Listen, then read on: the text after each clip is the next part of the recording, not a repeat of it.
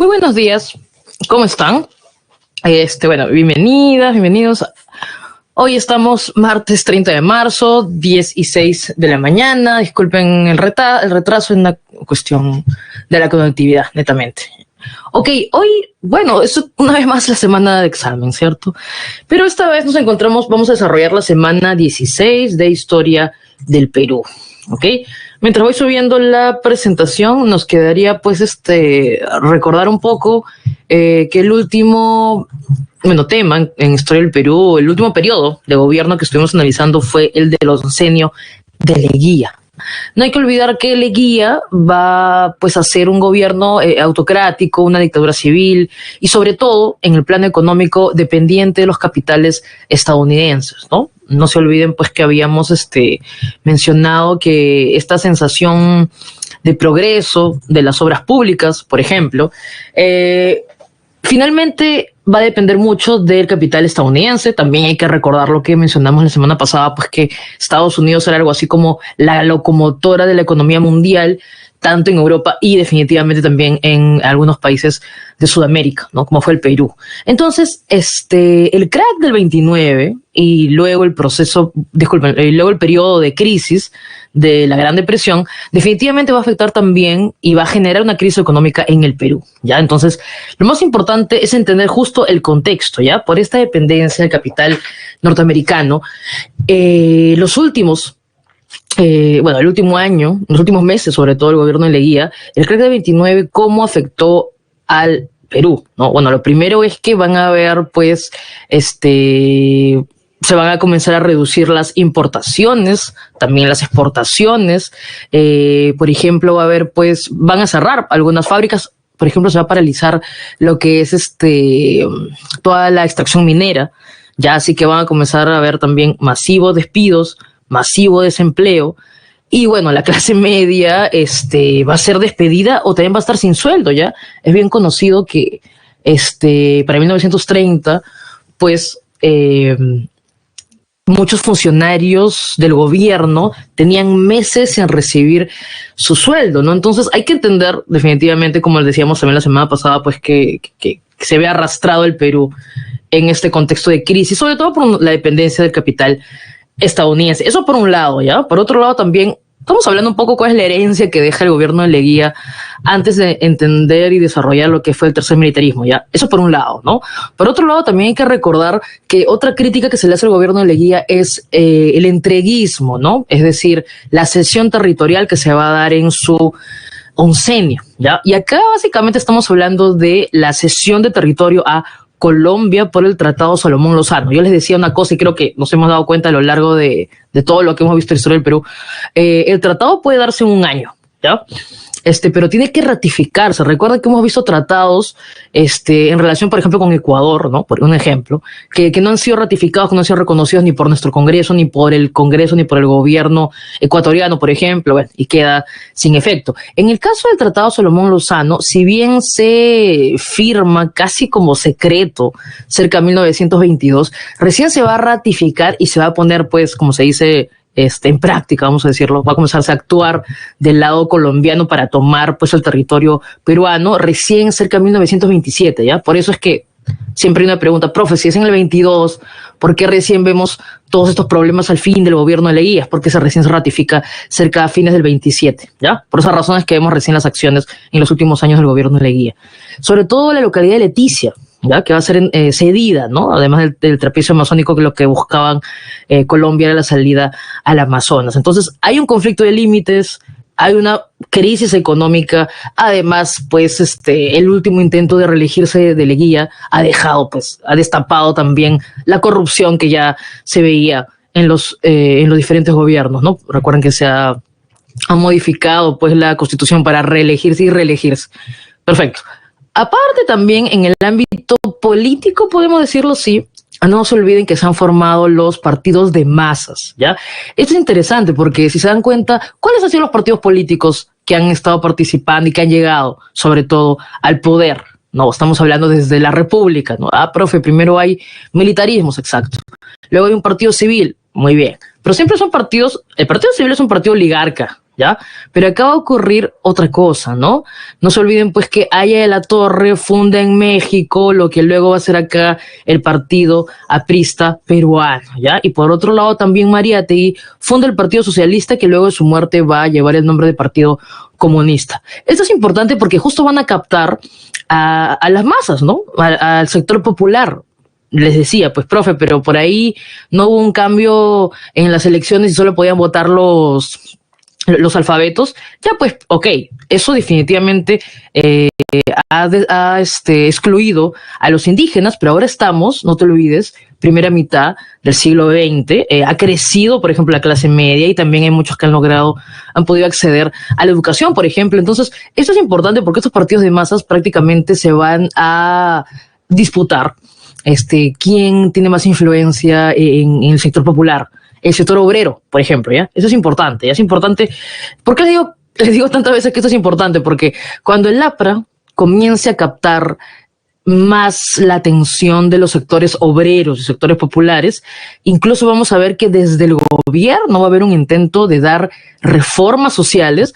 ¿Por qué razón? Porque quieren robarle, pues, este apoyo que tiene el APRA, ¿ya? Estoy hablando básicamente del gobierno de Benavides, que vamos a ver en un rato, el segundo gobierno de Benavides, pero es bueno que tengas en cuenta de que Haya de la Torre rápidamente se va a volver un líder.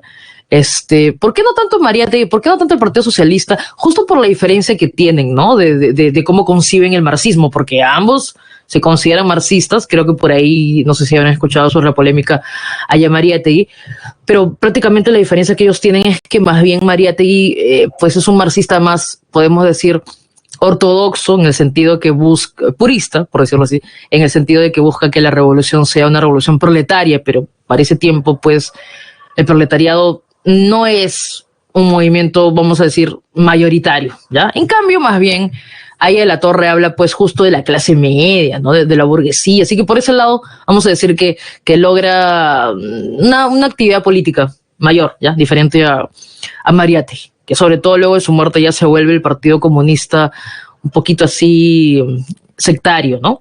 Ok, perfecto, ya eso solo como introducción, tengamos en cuenta eso para comenzar a hablar de nuestra clase del día de hoy. El tercer militarismo, ¿ya? No fue un militarismo en un contexto de guerra, no, pero es un militarismo en contexto de crisis. Así que por ese sentido sí tiene cierta similitud a los anteriores por la crisis, ¿no? Sabes que siempre esta crisis, y recuerda lo que dijimos en la clase pasada, donde hayan fallado gobiernos civiles, van a justificarse dictaduras. Eso, por favor, quiero que lo tengas en cuenta. Por ejemplo, cuando en un rato hablemos de Odría, etcétera, etcétera. Ya, o sea, quiero que tengas en cuenta eso. Este militarismo, bueno, es a raíz de la crisis generada por el crack del 29. Cuando hablamos del tercer militarismo, hablamos de dos personajes. Primero de Luis Mí Sánchez Cerro y luego hablamos de Benavides, que por segunda vez va a llegar al gobierno. Yo te pedía que siempre te acuerdes de Benavides como el presidente que justo va a estar en el contexto de la Primera y la Segunda Guerra Mundial, y que su característica, aparte de eso, también es que es un gobierno pro oligarquía, y es un gobierno que, como lo demostró en el primer gobierno que tuvo Benavides, permite la transición del poder o que regrese el poder a la oligarquía, ¿no? Bueno, o sea, primero fue un Pardo, ahora será un Prado. Listo. En cambio, o sea, lo que te digo eso sobre todo porque creo que distingan a Benavides de Sánchez Cerro, ¿ya? Son distintos. Benavides, por su condición, es un poco más, vamos a decir, como les digo, ligado más a la oligarquía, ¿ya? Sánchez Cerro más bien va a tener un amplio apoyo popular, sobre todo pues porque, bueno, pues no, hay muchas historias sobre Sánchez Cerro, sobre su origen, piurano, en fin, o sea, incluso como él encarna al mestizo, por decirlo así, tiene, repito, mucho más apoyo popular, ¿no? Son distintos, ¿ya? En un rato vamos a distinguirlos. Bueno, entonces, ¿cuáles son las características generales de este tercer militarismo? Una vez más, son militares, son gobiernos autoritarios. Sí hay la peculiaridad que por el contexto, fíjense qué contexto es, si hablamos de Europa, 1930, profe, pues claro, la Gran Depresión, pero recuerda que vimos que a nivel mundial hay diferentes fascismos que justo se han apoyado en esta crisis de posguerra, en la crisis de la Gran Depresión, y que les decía, como han fallado en Alemania, bueno, en Italia, incluso también les he dicho que había un fascismo pues hasta japonés y todo, los fascismos se van a apoyar en el fracaso de estos gobiernos democráticos, ¿ya? Bueno, entonces, profe, ¿hubo un fascismo en el Perú? Hay un libro muy interesante de Tirso Molinari que justo se llama El fascismo en el Perú y nos dice que sí, ¿ya? No tanto con Sánchez Cerro, a pesar de que había cierta simpatía, no tanto con Benavides, a pesar de que Benavides tuvo simpatía también con Franco, pero no se olviden pues que Benavides se ha formado en la Escuela Militar de Chorrillos, que tiene una historia ligado a Francia, ¿ya? Sino sobre todo, y como podemos ver en este panfleto, pues no, bueno, es un panfleto, es la portada de una revista, sino sobre todo en este personaje que se llama Luisa Flores, que va a tomar el liderazgo del Partido Unión Revolucionaria luego de la muerte de Sánchez Cerro, ¿ya? O sea, aquí sí es definitivo, pueden verlo allí, la influencia de las camisas negras, están haciendo el saludo fascista, incluso, no sé si se puede ver bien, creo que igual está en tu separata, en la página número 1, está adelante, pues, bueno, están con las camisas negras, está Luis A. Flores, que les digo que va a ser durante el gobierno de Sánchez Cerro, pues, su mano derecha, y luego, vamos a verlo, luego de la muerte de Sánchez Cerro, él tomando el liderazgo de este partido, que es la Unión Revolucionaria, y no sé si se percatan, en la página número 1 está Luisa Flores adelante, atrás hay bastantes militantes, pues, ¿no? Haciendo el saludo fascista, y ahí atrás, que se ve más pequeñito, acá se ve un poco chiquito, está la tumba de Sánchez Cerro, ¿no? Que no sé si alguno de ustedes habrá visitado el presbítero maestro, pero ahí está la tumba de Sánchez Cerro, entonces están haciendo, pues, el saludo fascista ante Sánchez Cerro, ¿no? Entonces, digamos que sobre todo se ve la influencia del fascismo en la Unión Revolucionaria y sobre todo con el liderazgo de Luisa Flores luego de la muerte de Sánchez Cerro, ¿ya? Pero sí hubo una simpatía con el fascismo y no se puede negar pues que hay una influencia, porque a nivel mundial están estos gobiernos de militares. Perfecto. También podemos ver esta influencia fascista en el enemigo, ¿ya? No se olviden pues que los totalitarismos o fascismos tienen como enemigos, además de los liberales, etcétera, etcétera, a los comunistas, ¿ya? Entonces, profe, pero entonces, ¿quiénes eran los comunistas aquí en el Perú? Ya, pues ya te imaginas, los comunistas son los del Partido Socialista, que luego se convierte en Partido Comunista cuando muere Mariátegui, y también el APRA, ¿ya? Sí, pues el APRA, esa R del APRA que ves ahí es un APRA revolucionario. Yo sé que quizás ustedes tienen la idea del APRA actual, pues no, pero no, pues estamos hablando acá del APRA de Haya de la Torre, cuando recién se forma, ¿ya? Incluso el APRA va a estar pues en una guerra civil con el gobierno. Eso vamos a hablar una vez, ¿ya? Para que más o menos entiendas cuál es la idea del APRA o cómo actúa el APRA en este tiempo, ¿ya? Profe, dice persecución entonces al APRA y al Partido Comunista. Sí, acuérdate que influencia fascista, pues sus enemigos son los comunistas. En este caso, ¿quiénes son? Los del Partido Comunista y el APRA, ¿ya? Luego dice, profe, creación de la Constitución del 33 y el Código Civil. Sí, una es en el gobierno de Sánchez Cerro y el otro código va a ser en el gobierno de Benavides. Profe, ¿por qué hay dos gobernantes en este periodo? Porque Sánchez Cerro va a ser asesinado y justo ese asesinato es resultado de esta guerra civil que se va a declarar con el APRA, ¿ya? Un rato vamos a ello. Siempre la recomendación es tener en claro bien las características generales y luego es más fácil simplemente decir, ya, este fue en el periodo de Sánchez Cerro, este fue en el periodo de Benavides, o esto se mantuvo durante los dos gobiernos, etcétera, etcétera, ¿ya?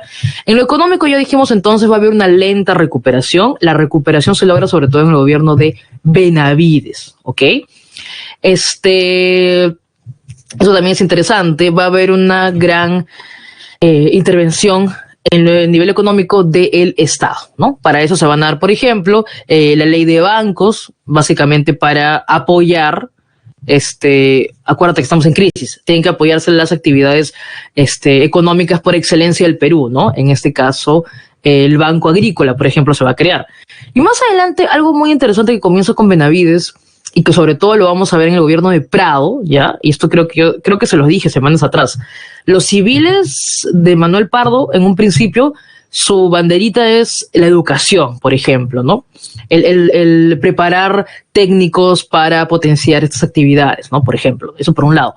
Pero los civiles que vamos a ver aquí, con Prado, que es hijo de Prado, sí, por eso tiene ese apellido, vamos, más bien acá vamos a ver esa promesa que les decía que se le hizo al Perú y que nunca pudo completarse, y aquí tampoco se puede completar, solo a medias, que es la industrialización, ¿ya? Así que este banco industrial se va a crear sobre todo en la época pues de Benavides, pero sobre todo con Prado va a haber pues un gran apoyo a lo que es esta propuesta, como les digo, promesa que se hizo al Perú de industrializarlo, ¿no? Sobre todo con Prado. Por eso es que por allí seguro en algún libro se ha encontrado que se le decía pues el Stalin peruano, ¿no? A Prado. Tiene que ver sobre todo con este tema de la industrialización, pero ojo, ¿no? Comienza también en esta época, sobre todo en el gobierno de Benavides, ¿no? En el contexto internacional, ahí está pues el legado del gobierno de Leguía, ¿no? El conflicto con Colombia por la cesión de Leticia. Ahí estamos viendo una imagen pues de los pobladores de Leticia que se están acantonando, pues atrincherando allí básicamente, y no están de acuerdo con la cesión de este territorio, ¿ya? La Constitución del 33 es muy, muy, muy importante porque, bueno, en realidad hay algunas cosas relevantes. Profe, que el voto femenino. Bueno, lo del voto femenino bueno, lamentablemente las dos victorias del voto femenino, tanto en las municipales como en las presidenciales, lamentablemente han sido pues por un tema político, ¿no? Las presidenciales fueron en la época de Odría, cuando lo que quería Odría era pues quitarle un poco de votos, por ejemplo, a Belaúnde, que en ese tiempo también estaba perfilándose como candidato, y más bien aquí este voto femenino en las elecciones municipales no se va a poder llevar a cabo porque como tercer militarismo es una dictadura, no va a permitir que lo que había venido ya desde Leguía, ¿no? No va a permitir que haya elecciones municipales. Nunca te olvides esto porque lo he visto un par de veces en las preguntas. Las elecciones municipales, pues, acuérdate que se eliminan con Leguía, porque es una dictadura, y él prácticamente quería elegir a este consejo de vecinos notables para que gobiernen, ¿ya? Y por más que las mujeres ganemos el voto femenino en la Constitución del 33, recién hay elecciones municipales en el primer gobierno de Belaúnde, que justo terminamos nuestra clase de hoy, ¿ya? Entonces, no sé, bueno, ahí, ¿no? Por eso acá hay un comentario que dice, aunque fuera una farsa, ¿no? O sea, ganamos ese derecho, pero no hay elecciones municipales. En fin, ya, seguiremos desarrollando. Entonces, estas son las características generales y ahora más bien hablemos de lo peculiar, ¿no? Lo particular de cada gobierno. Bueno, gobierno de Sánchez Cerro, ¿ya? Sánchez Cerro llega al poder por un golpe de Estado, ¿ya? Bueno, es un golpe de Estado, pues, 22 de agosto, en el 30, ¿no? En Arequipa, sabes que Arequipa siempre ha sido, no sé si acá habrá alguna chico arequipeño, pero, por favor, siéntanse orgullosos de que siempre Arequipa ha sido, pues, bueno, el Cusco, ¿no? Pero Arequipa, sobre todo, lo vemos siempre. El Cusco era más, ¿no? En el siglo XIX, ¿no? Pero acá lo vemos sobre todo, pues, Arequipa como el centro donde van a haber estas llamadas revoluciones, o en todo caso, donde van a hacer, pues, el golpe de Estado, ¿no? Y lo más interesante es que Sánchez Cerro va a leer un manifiesto criticando al gobierno de Leguía, y este manifiesto, oh vaya, ha sido redactado por Bustamante, que más adelante va a ser presidente del Perú, ¿ya? Entonces, bueno, ya te imaginas cómo es, ¿no? Profe, golpe de Estado, se instala una junta de gobierno, que en teoría es un gobierno, ¿no? De tránsito, y luego se llama elecciones. Exacto, así funciona. Golpe de Estado, luego se instala una junta de gobierno, y más adelante se va a convocar elecciones, pero ya sabes, pues, ¿no? Por ahí la gente decía, no, lo más probable es que Sánchez Cerro quiera postular, ¿no? O sea, él mismo va a convocar elecciones donde él va a ser candidato. Entonces va a haber una presión que finalmente hace que Sánchez Cerro, pues, bueno, renuncie a la Junta, sale del Perú, se instala otra junta, que es la junta de Samanes Ocampo. Sánchez Cerro creo que se va a París, ¿ya? Pero bueno, se organiza otra junta, que es la de Samanes Ocampo,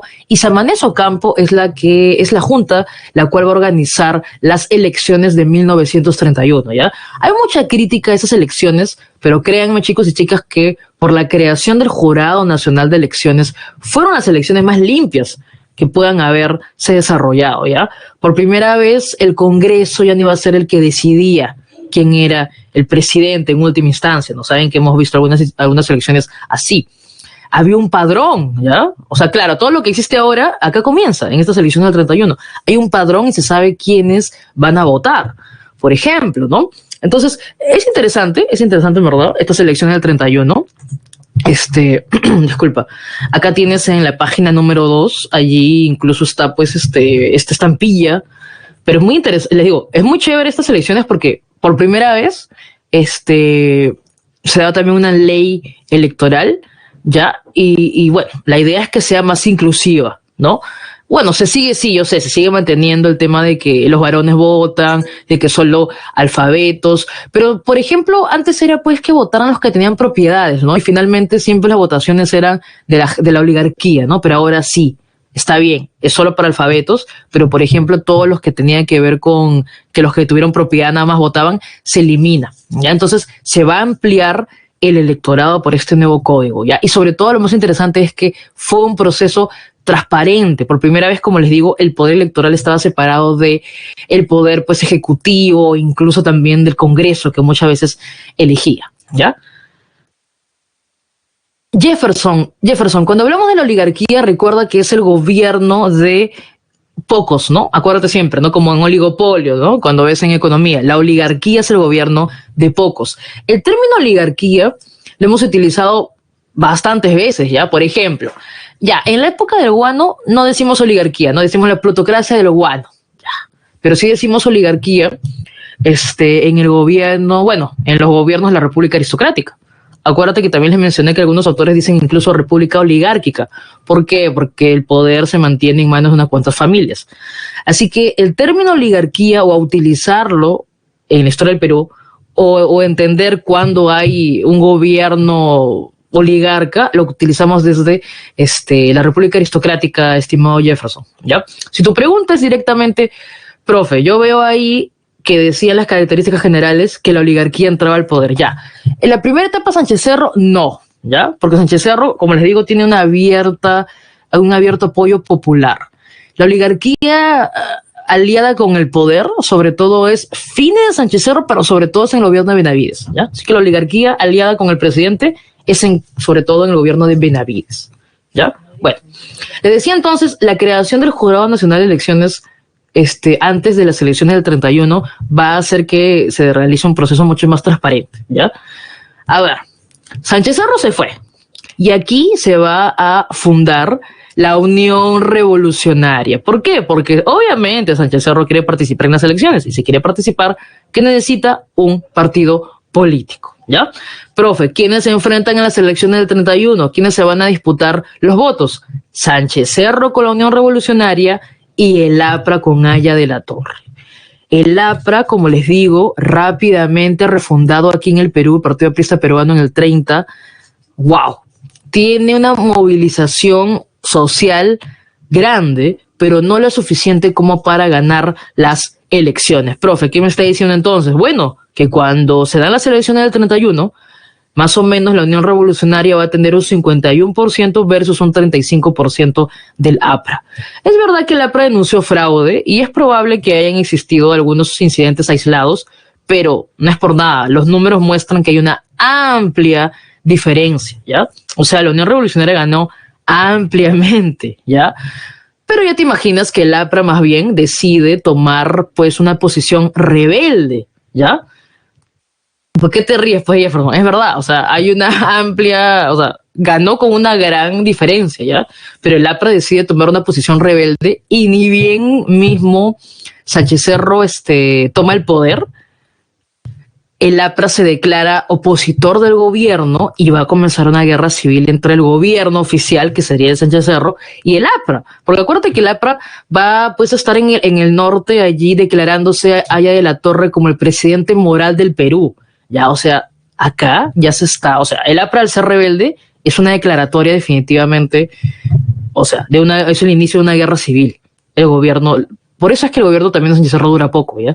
Bueno, Sánchez Cerro tiene que hacer algo, ¿no? Ante la declaratoria del gobierno, verdadero presidente moral del Perú, que sería Haya de la Torre, ¿no? Entonces lo que va a hacer es, de una manera legal, ¿ya? O sea, lo que va a legalizar es al mismo estilo, ¿no? Del fascismo y todo ello, lo que va a legalizar es la persecución política, ¿ya?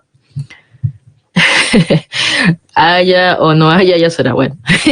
Sí, perdieron en realidad, les digo, porque Sánchez Cerro tenía, verdad, como les digo, mucho mayor apoyo, ¿no? Pero en fin, acá viene algo que no es nada gracioso, nada de XD ni nada de XD, porque comienza una guerra civil desde que en el gobierno de Sánchez Cerro se vuelve legal la persecución política a partir de la ley de emergencia. Entonces, por la ley de emergencia se declaran, pues, ¿no? Ilegales, y sobre todo comienza la persecución al APRA, ¿ya? La persecución al APRA, ¿cómo se da, profe? Bueno, la persecución al APRA se le da principalmente, pues,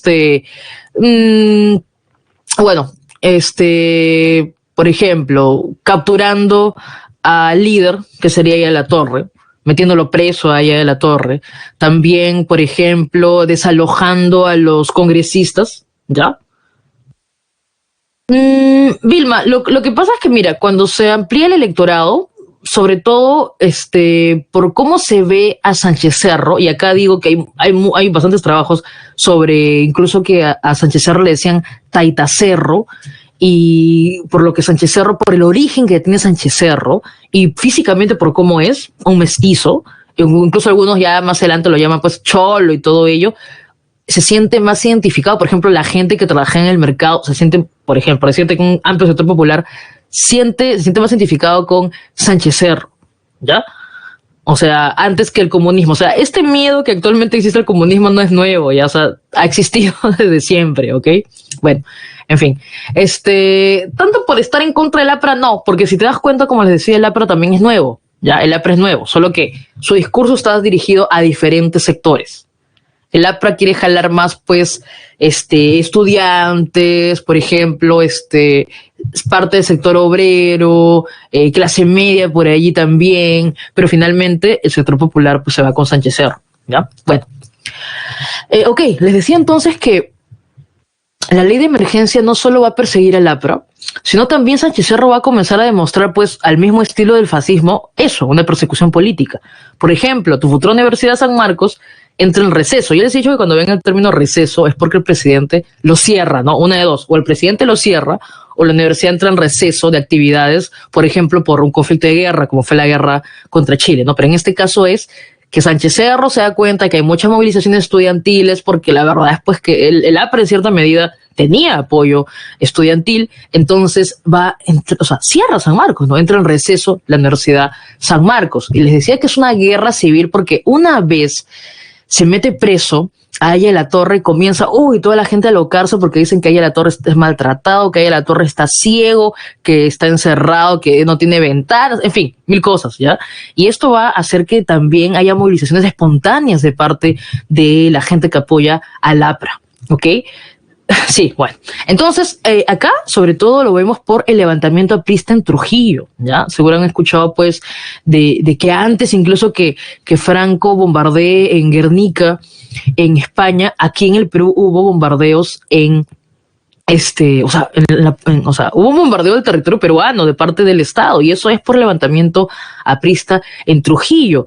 Repito, Aya de la Torre y muchas de las cabezas no participan, ¿ya? Es un levantamiento, pues, en cierta manera espontáneo, y por eso hay una organización detrás, y por eso tiene tanta ira y tanto encono, ¿no? Por decirlo así. Entonces, estos apristas que toman un cuartel y comienzan, pues, también a asesinar a algunos cuantos, luego va a ser la excusa perfecta para que el Estado bombardee, ¿ya? Trujillo, como les decía, y que luego tome preso a los apristas y los fusile, ¿ya? La masacre de Chan Chan, como bien menciona su compañero Jefferson. Todo esto pasa en 1932, la revuelta es en julio del 32, por eso es que el 32 fue conocido como el año de la barbarie, ¿ya? Entonces, quiero que tengan esto en cuenta porque, mira, Sánchez Cerro fue asesinado, pero Sánchez Cerro ya había sido antes, incluso, ya le habían disparado una vez cuando salía de la iglesia. O sea, han existido atentados contra Sánchez Cerro, pero Sánchez Cerro no dejó de perseguir a los apristas, ¿ya? Incluso antes de todo esto que les cuento de la masacre de Chan Chan, hubo también un levantamiento, un motín de los marineros en contra del gobierno, y al toque los fusilaron, ¿ya? Entonces, creo que entiende, definitivamente fue el comienzo de una guerra civil, y por eso el 32 es conocido como el año de la barbarie, ¿ya? hay que sumarle también el incidente en Leticia, que como les decía, se cedió el territorio, pero la población de Leticia no acepta esto, y Sánchez Cerro tenía la idea de ir al conflicto. Sánchez Cerro tiene la idea de llevar pues ejército y comenzar una guerra con Colombia. Entonces quiero que entiendas que Sánchez Cerro ya se vuelve un personaje que no va a tener un apoyo. Acá no hablo ya del popular, como se dice, no, acá estoy hablando ya de las cabezas que finalmente están en el ejército, que también las cabezas saben que la inestabilidad política, por ahí habrás escuchado también ahora, estamos en época de votaciones, que la inestabilidad política no ayuda a la inversión, etcétera, etcétera. Entonces, ¿qué pasa? No solo los apristas están detrás de la cabeza de Sánchez Cerro, ¿ya? Eso sobre todo lo sabemos porque cuando Sánchez Cerro está pasando revista en el campo de Marte y sale este jovencito, Mendoza Leiva, que dicen que está disfrazado de ladero, pues, y comienza, a ver, no es que una bala mata a Sánchez Cerro, cuando comienza, cuando el Mendoza Leiva sale y comienza a disparar, hay una serie de disparos que vienen de diferentes lados, incluso pues ahí se debe estudiar que es un poco más o sea, que la bala que impacta finalmente a Sánchez Cerro ni siquiera, o sea, que viene incluso de cerca, ¿no? Así que probablemente puede haber sido incluso algunos de los que rodeaban a Sánchez Cerro, pero claro, ya te imaginas que en toda esta algarabía, disparo vas, disparo vienen, y al toque pues termina muerto Leiva, ¿no? Así, y finalmente como es aprista Leiva, más fácil es echarle toda la culpa a los apristas que se tenían jurada a Sánchez Cerro, ¿ya? Entonces, pero también, como les digo, había otros intereses que preferían que Sánchez Cerro salga del poder y más bien prefieren a alguien del sector militar, pero que sea más afín a los intereses de la oligarquía, que en este caso es Benavides, ¿no? Incluso, por mencionarles algo, Aya de la Torre era un personaje muy, muy, muy reconocido internacionalmente. No sé si lo han puesto pues en la separata, pero en una separata anterior aparecía Aya de la Torre incluso con Albert Einstein, ¿no? Para decirles pues que, ya no sale en esta, que Aya de la Torre ha sido reconocido pues internacionalmente como un intelectual, en realidad, y Benavides no quería ganarse el problema de que Aya de la Torre siga siendo perseguido, siga estando preso, por eso es que más bien Benavides va a hablar pues de paz y concordia, amnistía, que retornen los desterrados, porque no quiere ganarse un problema internacional sobre todo, ¿no? Pero bueno, regresemos entonces para terminar con Sánchez Cerro de una vez. Es en cuanto a la política que estuvo súper agitada por la guerra civil con los apristas y la persecución a los apristas. En cuanto a la economía, había pues que establecer mejoras para recuperarnos de la crisis que ha dejado Leguía. Por eso, ya desde la época en que Sánchez Cerro estaba en la Junta, ya se había pues pedido la visita de la misión Kemmerer. La misión Kemmerer, que está pues liderada por Kemmerer, que es un empresario pues estadounidense, ¿no? La idea era visitar los países de Sudamérica y darles en este caso sugerencias, ¿no? Para que se implementen reformas en el ámbito económico. Así que la misión Kemmerer, que por ejemplo establece dentro de sus sugerencias, porque ellos sugirieron muchas cosas, pero solo algunas se llevaron a cabo, ¿no? La misión Kemmerer es una comisión que va a reformar la moneda, es una reforma monetaria, fiscal y también financiera, ¿no? Por ejemplo, se habla de la ley de bancos y no te olvides también que el Banco de Reserva se vuelve Banco Central de Reserva, ¿no? Para darle la exclusividad de la emisión del billete, ¿no? También se crea la Superintendencia de Banca y Seguro, el impuesto a la renta, se abandona el patrón oro, en fin, ¿no? Para ver que en verdad todo esto va a permitir recuperarnos, sobre todo pues a nivel económico durante el gobierno de Benavides, ¿no? Todas estas claro, por ejemplo, exacto. O sea, la idea es eso, ¿no? Son norteamericanos, viajando, visitando países en Sudamérica, para darle algunas, bueno, ya sabes que lo que busca Estados Unidos es influencia en su capital, ¿no? Obviamente, pero la idea es, como menciona Jefferson, que se den toda una serie de reformas para recuperarse la crisis, básicamente. Bueno, entonces, eso. Y finalmente, para dejar aquí Sánchez Cerro, la Constitución de 1933, no se olviden, ¿ya?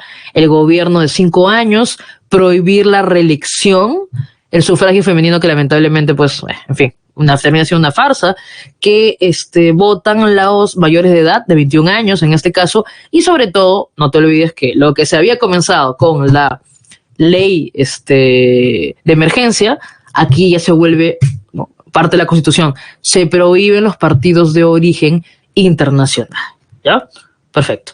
Sigamos entonces. Dejamos a todo Sánchez Cerro de lado, no sin olvidar pues que va a terminar siendo asesinado, ¿ok? Sigamos, por favor.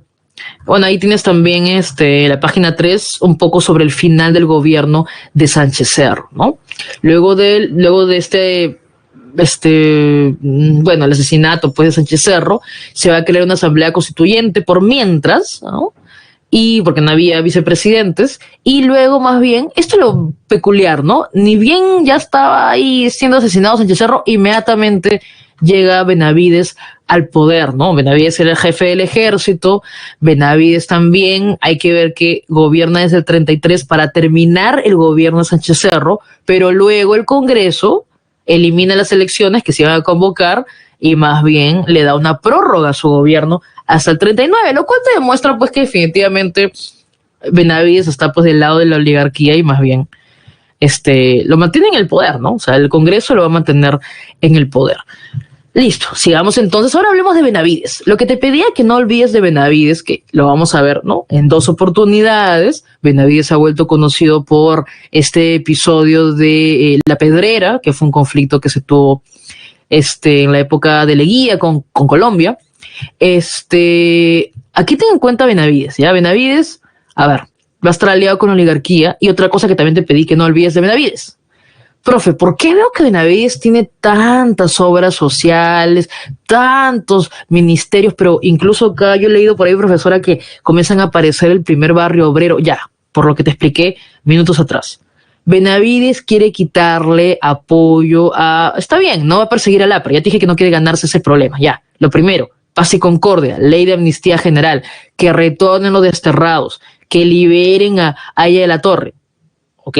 No está diciendo que sean legales, solo el retorno de los desterrados, que suelten, que liberen a los que están presos. Perfecto. Pero no te olvides otra cosa, ¿ya? Quiere quitarle seguidores partidarios a los apristas. Entonces, y esto él no es el primero. Esto existió desde la República, desde la época de Otto von Bismarck y también lo vimos en el nazismo alemán y todo ello. ¿Qué cosa? El Estado comienza a dar mejores condiciones laborales, seguro social, barrios obreros, todas estas medidas sociales que las da Benavides son para restar la influencia al discurso del APRA. Porque finalmente es eso, ¿no? Si todos tuvieran buen trabajo, seguro social y todo ello, cuando comenzaría por ahí algún discurso, no habría oídos, no habría seguidores porque todos están happy, ¿no? Por decirlo así. Entonces quiero que entiendas más o menos que la idea del gobierno de Benavides es implementar toda una serie de reformas sociales, ¿ya?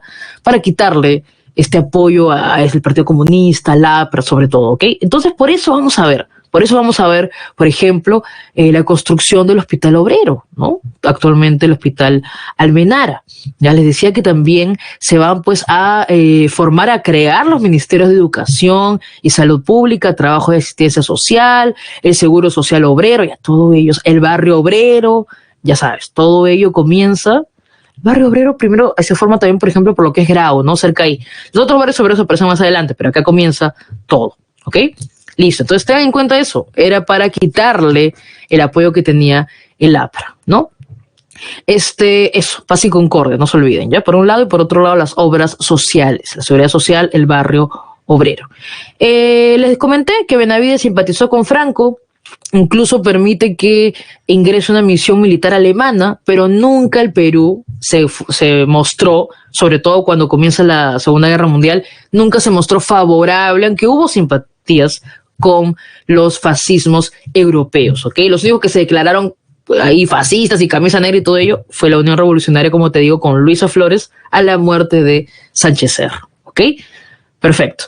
También entre otras obras de Benavides está la carretera Panamericana, la carretera Central, el Palacio de Gobierno, el Palacio de Justicia. También comienza aquí ya a recuperarse económicamente el Perú, tecnificándose, por ejemplo, las haciendas algodoneras, ¿no? Y comienza también ahí un desarrollo en la exportación, crecimiento, disculpa, en la exportación del algodón. También durante el gobierno de Benavides se va a dar pues el Código Civil de 1936, ¿ok? Bueno, acá está, eso está, y lo tienes ahí en la página 3, ¿ya? Perfecto. Ya, listo, sigamos entonces. Te decía pues que Benavides va a ser el que permita ese tránsito o ese regreso a los gobiernos oligarcas. Y este episodio de gobierno, bueno, no son gobiernos oligarcas, es un gobierno oligarca y un gobierno democrático. Sería la primavera democrática. Ya sabes que cuando vemos en historia el término, claro, sí, o sea, ya para esa época ya está, bueno, en verdad, ya, por ejemplo, la radio estaba ya desde la época incluso de Leguía, así que en este tiempo se comienzan ya a masificar más en el Perú, sobre todo, bueno, en Lima al comienzo, ¿no? Luego ya aparecen en diferentes provincias estos inventos de la segunda revolución industrial, ¿no? Perfecto. Bueno, ahí también tienes en tu separata para que veas lo del episodio de Leticia, ¿no? Ya, les decía que cuando ves el término en historia de la primavera democrática, cuando veas primavera, es porque dura poco. Vimos la primavera de los pueblos en Francia, incluso hay otro episodio que se llama la primavera árabe, en historia universal contemporánea, pero la primavera democrática es porque dura poco tiempo, ¿ya? Profe, o sea, un corto tiempo de democracia, exacto, porque luego otra vez va a haber un gobierno militar. ¿Ya? Entonces, profe, ¿por qué dice gobierno que representó los intereses de la burguesía nacional, o la oligarquía en este caso, permitió el retorno a los partidos populares anteriormente perseguidos? Les decía, esto ya había comenzado con Benavides, ¿ya? Cuando te hablan de que era un gobierno que estuvo a favor de la burguesía nacional, es principalmente Prado, ¿ya? Porque Prado es el que completa su gobierno del 39 al 45 y luego ya veremos por qué Bustamante no puede y tiene que ver con el APRA, definitivamente, ¿ya?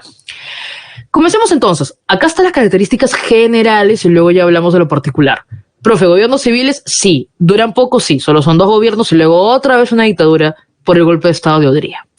Tolerancia hacia el partido. Se sigue con la idea de Benavides de tolerar al Partido Comunista, tolerar al Partido Aprista, pero lamentablemente el Partido Aprista, pues, es que su historia ha sido así, ¿no? O sea, existe, declarado ilegal, perseguido político, lo toleran, van a perseguirlo. ¿Por qué razón? Porque la APRA va a estar detrás, pues, de algunos, por ejemplo, atentados, algunos asesinatos, ya lo vamos a ver en un rato. A ver, sobre todo es para, como les decía, ¿no? Evitar el ascenso de la Unión Revolucionaria, pues, que luego, después de unos años ya desaparece del espectro político. Profe, surgimiento del Fredena, ya, esto tiene que ver definitivamente con Bustamante, ¿no? Este Fredena, Frente Democrático, ¿no? Es una alianza de partidos donde va a estar camuflada el APRA, porque el APRA quiere llegar al poder. Va a llegar al poder, sí, lamentablemente Bustamante va a llegar al poder y va a tener que comenzar a pagar favores a los apristas, y ahí comienza más bien la oposición del APRA, que va a pasar de haberle permitido llegar al poder a Bustamante a ser su principal opositor, ¿ya? Entonces, repito, acá están las características generales, pero cada quien pertenece a uno de los gobernantes, ¿no? Ya sabes que el Perú es exportador de materia prima, así que la Segunda Guerra Mundial le conviene en el sentido de que hay un incremento en las exportaciones. Ajá, acá también hay algo interesante. El Perú se declaró neutral, como te decía, por más de la afinidad que sentía Benavides, ¿ya?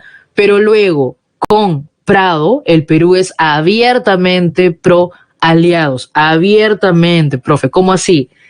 Mira, Prado fue uno de los pocos presidentes que viajó hasta Estados Unidos para darle su apoyo a Roosevelt, como puedes ver aquí en esta fotografía que hay, ¿ya? De Manuel Prado con Franklin Roosevelt, ¿ya? En segundo lugar, ¿cómo demuestra Prado su gobierno pro-estadounidense? Lo que pasa es que el Perú se estaba recuperando y Prado va a comenzar un gobierno, como les decía, que apoya bastante a un gobierno pro-industrial, podemos decir así, un gobierno que incluso va a mostrar pues que el papel del Estado presente ahí en la economía va a controlar también algunos precios, como en lo económico. Si por ahí ves que dice establecimiento de una política de control de precios y control monetario, es el gobierno de Prado, ¿ya? Entonces, es decir, ya sabes qué pasa cuando el Estado interviene mucho en la economía. Finalmente, también suele haber luego pues algunas épocas, ¿no? de inflación o que las reservas se terminen, etcétera, etcétera. Pero en fin, quiero ir a esto. ¿Cómo demuestra Prado su pro Estados Unidos? Los mejores ejemplos son, no solo su visita, ¿ya? Es un ejemplo. Otro también es en el tema económico, ¿ya? Tú sabes que todos los países exportadores de materias primas, por ejemplo Sudamérica, cuando hay guerras, crecimiento, desarrollo desarrollo, crecimiento económico relacionado a la exportación. Ya sabes que luego hay recesión, pero bueno, exportación mientras dure el conflicto. ¿Y sabes qué hizo en este acuerdo Prado con el gobierno estadounidense? Lo que hace es congelar el precio de las exportaciones. Entonces, es verdad, nos beneficiamos por las exportaciones, pero a comparación de otros países, no. Porque una cierta manera de mostrar nuestra fidelidad al gobierno estadounidense fue congelar el precio de las exportaciones. Así que los precios se disparaban, ya en otros lados se pagaba más, el triple, el cuádruple, pero como nosotros lo congelamos allí, no nos vimos tan beneficiados como otros países, ¿ya? Eso, y por otro lado también, seguro has escuchado que el árbol de la quina está pues casi en proceso de extinción en el Perú, solo va a existir pues luego en el escudo nacional, y esto tiene que ver porque también los estadounidenses cuando estuvieron pues luchando de Guadalcanal, del mal del coral y todo ello, o sea en el Pacífico, muchos se enfermaron de estas pues enfermedades tropicales, ¿no? Y finalmente tuvieron que curarse con el árbol de la quina. Y ahí también Prado, llévense la quina, ¿no? Llévense la quina. Y bueno, también hubo, lamentablemente, una gran exportación de la quina, ¿ya? Que también está casi, como les digo, extinta aquí en el Perú. Bueno, sigamos entonces. En lo económico, incremento de las exportaciones, aunque no nos beneficiamos tanto como otros países. Ojo, la industrialización, esto definitivamente es Prado. Esa es la característica del gobierno de Prado, ya de Manuel Prado Ugarteche, un gobierno pro-industrial, por ejemplo, creando las corporaciones de desarrollo, ¿ya? Y también lo vemos en Prado y más adelante también en Bustamante, una política de control de precios, ¿ya? Y también control monetario, que lamentablemente pues a la larga también hace que el Estado tenga mucho gasto público, ¿no? También genera un gran gasto público. Contexto internacional, ya lo mencioné, declaramos neutrales, pero luego el gobierno de Prado es abiertamente pro-estadounidense. Otro datito más, no olvidarte que en la época de la Segunda Guerra Mundial no se maltrató tanto a los italianos. Acuérdate que, por ejemplo, el Banco Italiano solo se le pidió que se cambie de nombre, y es el BCP en la actualidad. Pero sobre todo los japoneses, por lo mismo de nuestro pro Estados Unidos, muchos japoneses empresarios se congelaron sus cuentas y se los deportaron, ¿ok? Eso también fue una característica, pues, ¿no? del pro Estados Unidos, ¿ok? Bueno, y obviamente se va a tolerar a la Unión Soviética porque cuando la Unión Soviética está del lado aliado y si nosotros somos pro aliados, ya, pues también se tolera a la Unión Soviética, que en este caso era la tolerancia del Partido Comunista, ¿ya? Bueno, ya les iba hablando un poco del primer gobierno de Manuel Prado, pero acá vemos más, ¿no? No olvidar el tema pro-industrial en lo económico, ¿ya? En lo político va de la mano con la industria, con los obreros, va de la mano también legalizar toda acción sindical, permite pues la creación de diferentes confederaciones de trabajadores, por ejemplo acá está pues la CTP, la Confederación de Trabajadores del Perú. Se tolera el Partido Comunista por esta alianza de los aliados, va a dar redundancia, con la Unión Soviética. Y como les decía, no olvidar que ya había comenzado previamente en el gobierno de Benavides un alza en la exportación de algodón, y aquí también vamos a ver la exportación de caucho, la exportación de cobre, y por eso es que se crean las corporaciones de desarrollo, como Corpac, por ejemplo, que era la corporación para la aviación comercial, la corporación del Amazonas, que era para el caucho, y la corporación del Santa, que era para la hidroeléctrica del Cañón del Pato, ¿no? Si vemos, es el apoyo desde el Estado para este desarrollo industrial, ¿no? ¿Qué más? Acá ocurre lamentablemente el incendio de la biblioteca nacional. Fue un incendio por un tema netamente técnico, y luego vemos pues que una labor similar a la que realizó Palma después de la guerra con Chile, pero en este caso pues la va a realizar Jorge Basadre, ¿no? Por eso y muchas cosas más se encuentra Basadre en nuestro billete de 100 soles, ¿no? Una manera de conmemorar las diferentes pues labores que tuvo este gran historiador de la República, ¿no? En cuanto a lo social, también hay algo muy relevante, que es el censo de 1940, ¿ya? Hace décadas que no se hacía un censo, y este censo ya está demostrando algo, ¿no? Bueno, hablando un poquito de cifras, ¿no? Cerca de poco más de 6 millones de personas, pero ojo, ¿no? Lo que arroja este censo es que principalmente la población está en la sierra. El 63% se encuentra en la sierra, el 24% en la costa, el 13% en la región amazónica. ¿Pero qué significa? Que cuando la gente, o sea, el 40 ya nos está demostrando que hay una gran población, la mayoría de la población está en la región andina, pero ojo, ¿en qué parte de la región andina? En el sector urbano de la región andina. Y esto va a hacer que más adelante, años después, sobre todo en el gobierno de Bustamante y en el gobierno de Odría, se dé pues el llamado deporte popular, que no es otra cosa que la migración del campo a la ciudad. Profe, ¿por qué migraba la gente del campo a la ciudad? Sencillo, porque buscan servicios básicos, salud, educación. Y también acá hay un tema interesante. Tú sabes que San Marcos ha tenido diferentes reformas, incluso muchos, o sea, yo soy de San Marcos y el hecho de que yo haya podido estudiar ahí y que ustedes también puedan estudiar ahí, también es parte de que, o sea, de a pocos se va a volver pues el estudiar en la universidad también algo más masivo, ¿ya? O sea, lo que quiero que entiendas es que en un principio la universidad era para la élite, básicamente, ¿ya? Luego de muchas reformas se ha vuelto pues más democrático el acceso a la universidad, pero ¿qué tiene que ver con lo que te comento? Que mucha gente también migra buscando, por ejemplo, estudiar en la universidad, ¿no? Sentían que estudiar en la universidad era como una manera de ascenso social.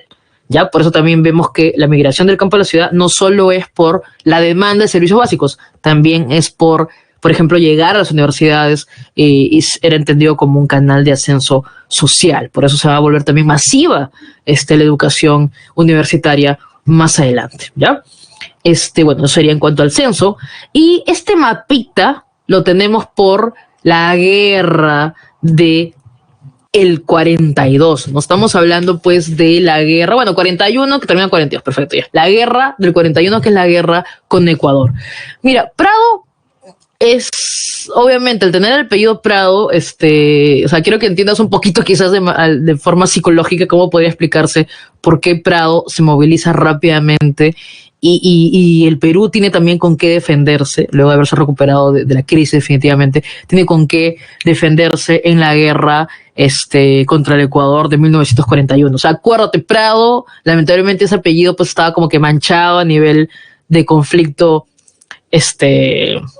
bélico, ¿no? O sea, tenía una gran carga histórica, podemos decirlo de esa manera, y por eso es que rápidamente se organiza Prado para defender el límite. Ya sabes que Ecuador es lo de siempre. Ecuador reclama siempre Tumbes, Jaén y Maynas, ¿ya?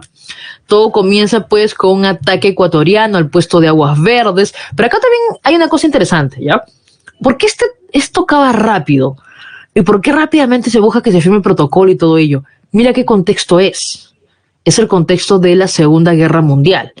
Y quizás no te lo comenté, pero Estados Unidos, cuando comienza su guerra con Japón, tiene este gran temor ¿de qué cosa? De que se abra un nuevo frente que sea en Sudamérica. Obviamente, Estados Unidos sabe que en diferentes países de Sudamérica hay bastante, pues, colonia japonesa, que están también los Nikkeis, y esto para Estados Unidos significa prácticamente como, o sea, hay ese temor, ya, de Estados Unidos de que se alce, como se dice, una nueva columna en Sudamérica y que favorezca a Japón, ¿ya? Entonces, para Estados Unidos es mejor tener a Sudamérica tranquila, sin ningún conflicto, ¿ya?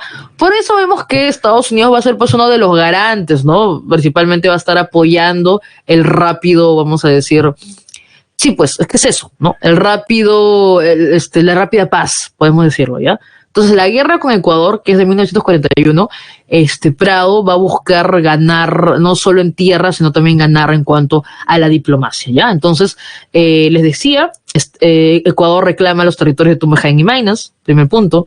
Ecuador comienza pues con el ataque al puesto de Aguas Verdes en territorio peruano y rápidamente se organizan las fuerzas peruanas y vamos a ver pues allí rapidísimo nada más del 23 al 31 de julio de 1941 se da pues la batalla de Zarumilla, todo este movimiento del agrupamiento norte, liderado por Eloy Ureta, ¿ya? Y bueno, va a ser una victoria peruana. Tomamos la provincia del Oro, y esto finalmente hace pues que los ecuatorianos ya retrocedan, ¿no? Y que se termine este conflicto. Bueno, ahí también sabemos que algo muy importante fue la participación también de la aviación peruana, ¿no? En este caso sería la inmolación de José Abelardo Quiñones, que lo vemos luego del 58 aniversario de su muerte en el billete de los 10 soles, ¿no? Lo tienes, por ejemplo, ahí en la página 4. Bueno, acá está chiquitito en mi slide, pero en la página 4 separata está súper grande, ¿no? Ahí está para que entiendas cuáles son los territorios que siempre ha buscado pues reclamar Ecuador, ¿no? Tumbes, Jaén y Maynas. Está nuestra frontera con Ecuador. Y bueno, profe, finalmente, ¿cómo termina todo ello, no? La firma del protocolo de Río de Janeiro, y te decía, como garantes, ahí a la cabeza Estados Unidos, porque quiere pues la paz rápidamente, ¿no? Brasil, Argentina y Chile.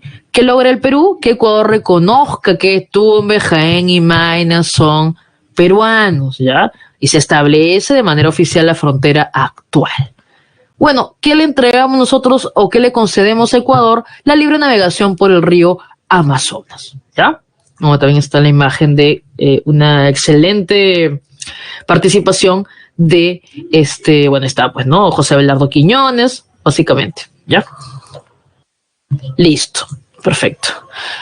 No olvidar esto, por favor, ya no olvidar. Bueno, acá hay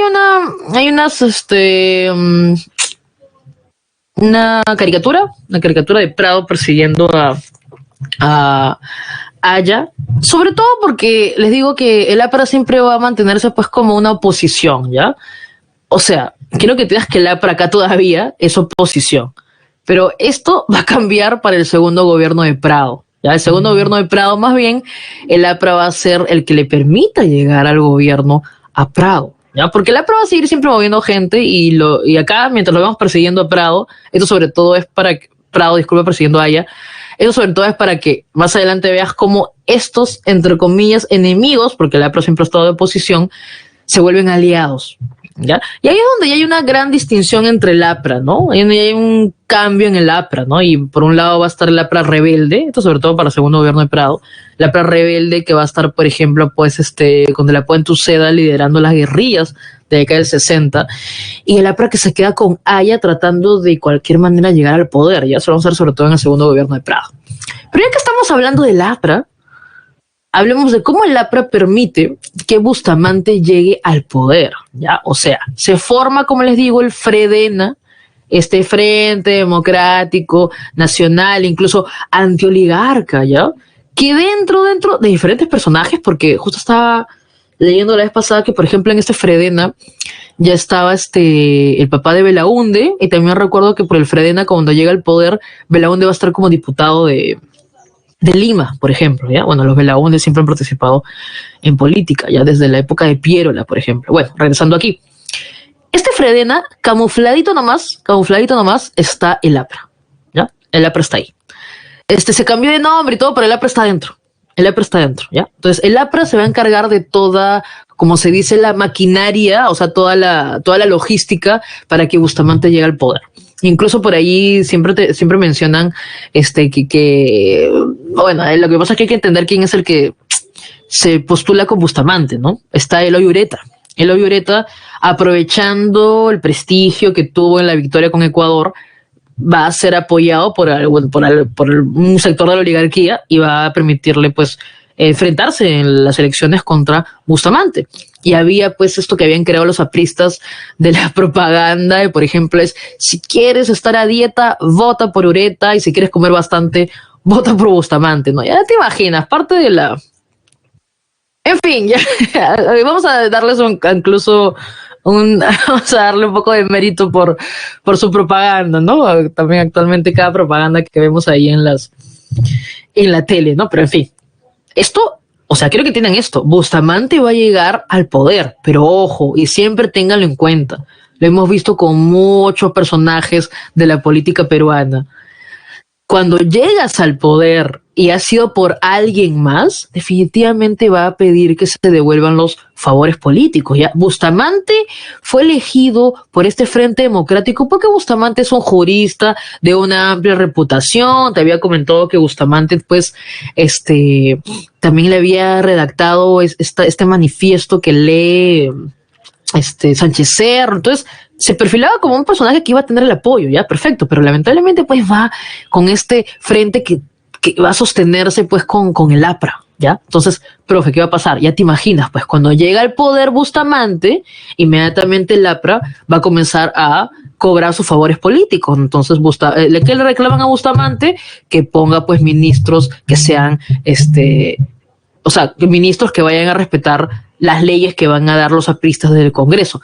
Eso tenlo en cuenta siempre. Congreso versus Poder Ejecutivo. Puede pasar incluso en nuestras elecciones, las que se van a dar ahora en abril. Puede ser que llegue un presidente que no tenga la mayoría en el Congreso. No será la primera ni la última vez que pase eso en el Perú. Entonces, acá lamentablemente, pues los que están en el Congreso es el APRA, ¿ya? Principalmente. Entonces, el APRA va a comenzar a hacer y deshacer. Y esto va a demostrar más bien a un Bustamante débil, ¿no? Que no puede frenar las decisiones del APRA.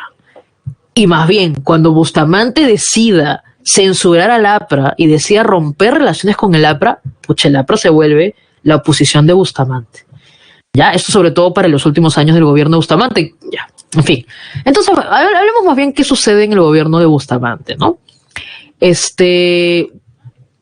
Por un lado, Bustamante tiene, como les digo, primero son sus aliados el APRA, pero cuando el APRA comienza a censurar todos los ministros que quiere poner Bustamante y el APRA quiere hacer básicamente lo que le plazca, ¿no? Es que vemos que Bustamante rompe relación con el APRA y el APRA se vuelve, ¿qué cosa? La oposición. Profe, ¿por qué oposición con la oligarquía?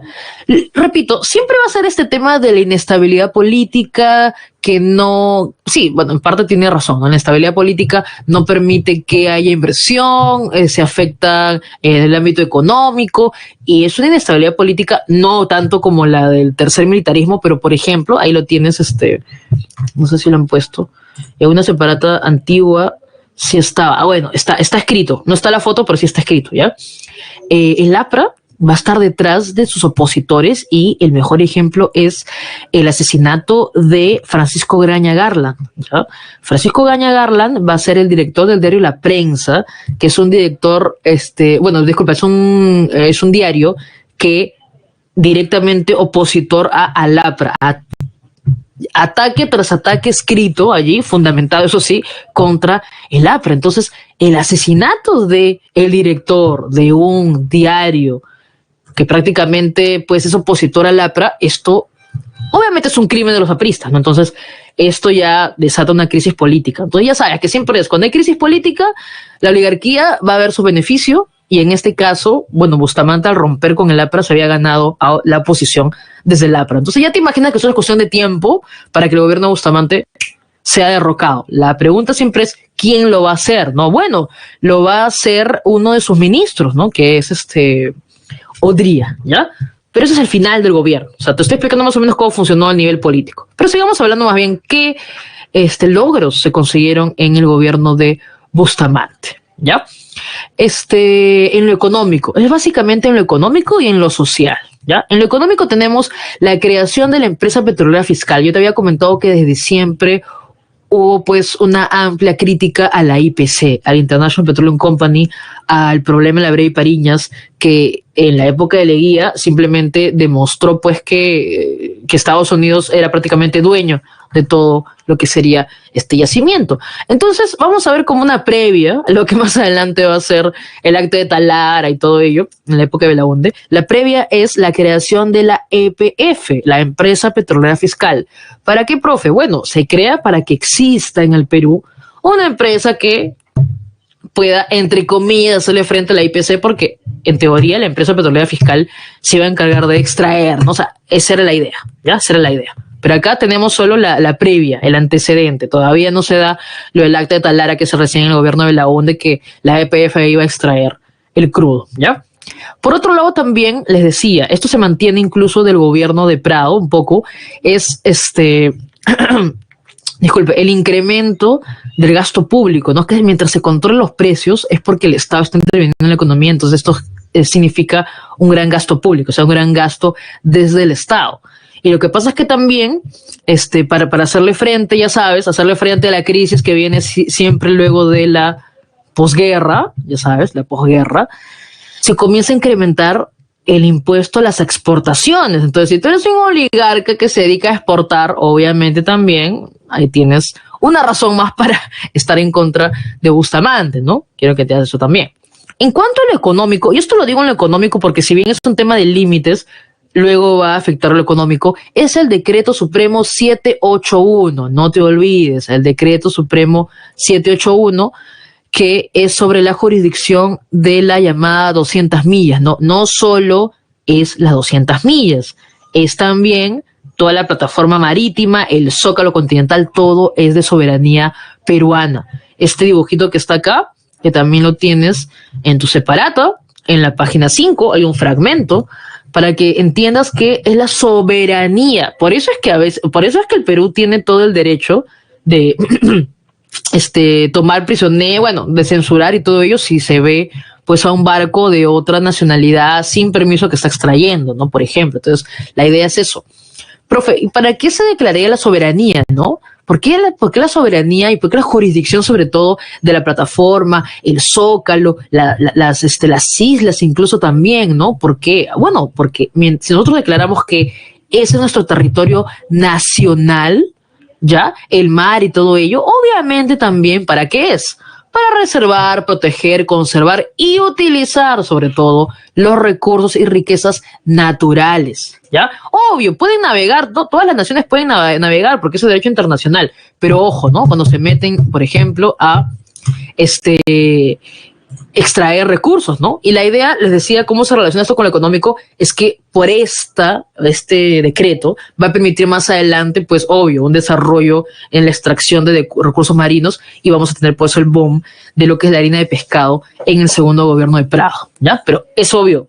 Yo les decía que como todo es un proceso, son necesarias pues algunas leyes y luego vemos quizás el impacto en el siguiente gobierno, por ejemplo, o un gobierno más adelante, ¿no? Por otro lado, también se da, en cuanto a lo social, la ley de la educación secundaria gratuita y no olvidar también, se crean múltiples asociaciones de trabajadores, como la Federación, por ejemplo, de Trabajadores Azucareros y todo ello, pero quizás, bueno, ya me pasé otro día, pero lo más relevante, otro punto también relevante es la ley del llanaconaje. No podemos dejar de lado esto, ¿ya? Yo sé que hay mucha gente que repite o que le disgusta un poco lo que dicen siempre del gobierno de Velasco, que fue el retraso, que no sé qué. Sí, la manera en que se hizo la reforma agraria no fue la idónea, ¿ya? Tampoco tuve el tiempo para ver los resultados en el largo plazo.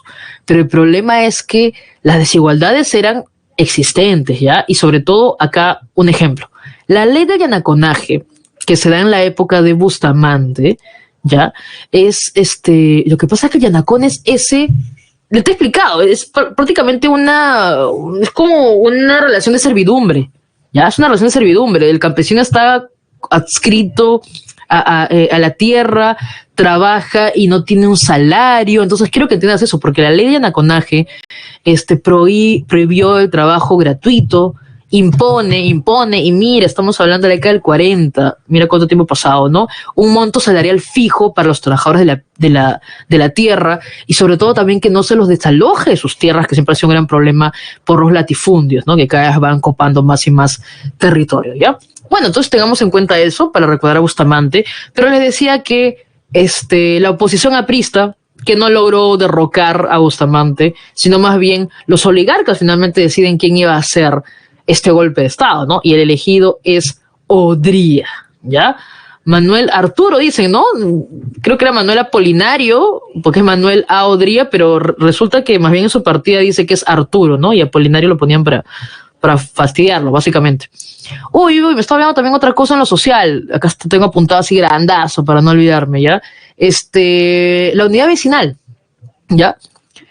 Si bien Belaunde había participado como diputado en Lima, ya vemos a Belaúnde trabajando, es arquitecto Belaúnde, ¿no? Se ha formado en Estados Unidos, tuvo, por ejemplo, un trabajo en México que le permitió ver cómo se podía cambiar, vamos a decir, sí, no quiero decir cambiar la sociedad porque suena muy, pero quiero que entiendan que el trabajo, o sea, Belaúnde se forma en Estados Unidos y el trabajo que tiene, estudia en Texas, creo, y el trabajo que tiene en México, unos primeros trabajos que tiene antes de regresar al Perú, le permite ver cómo estos programas sociales.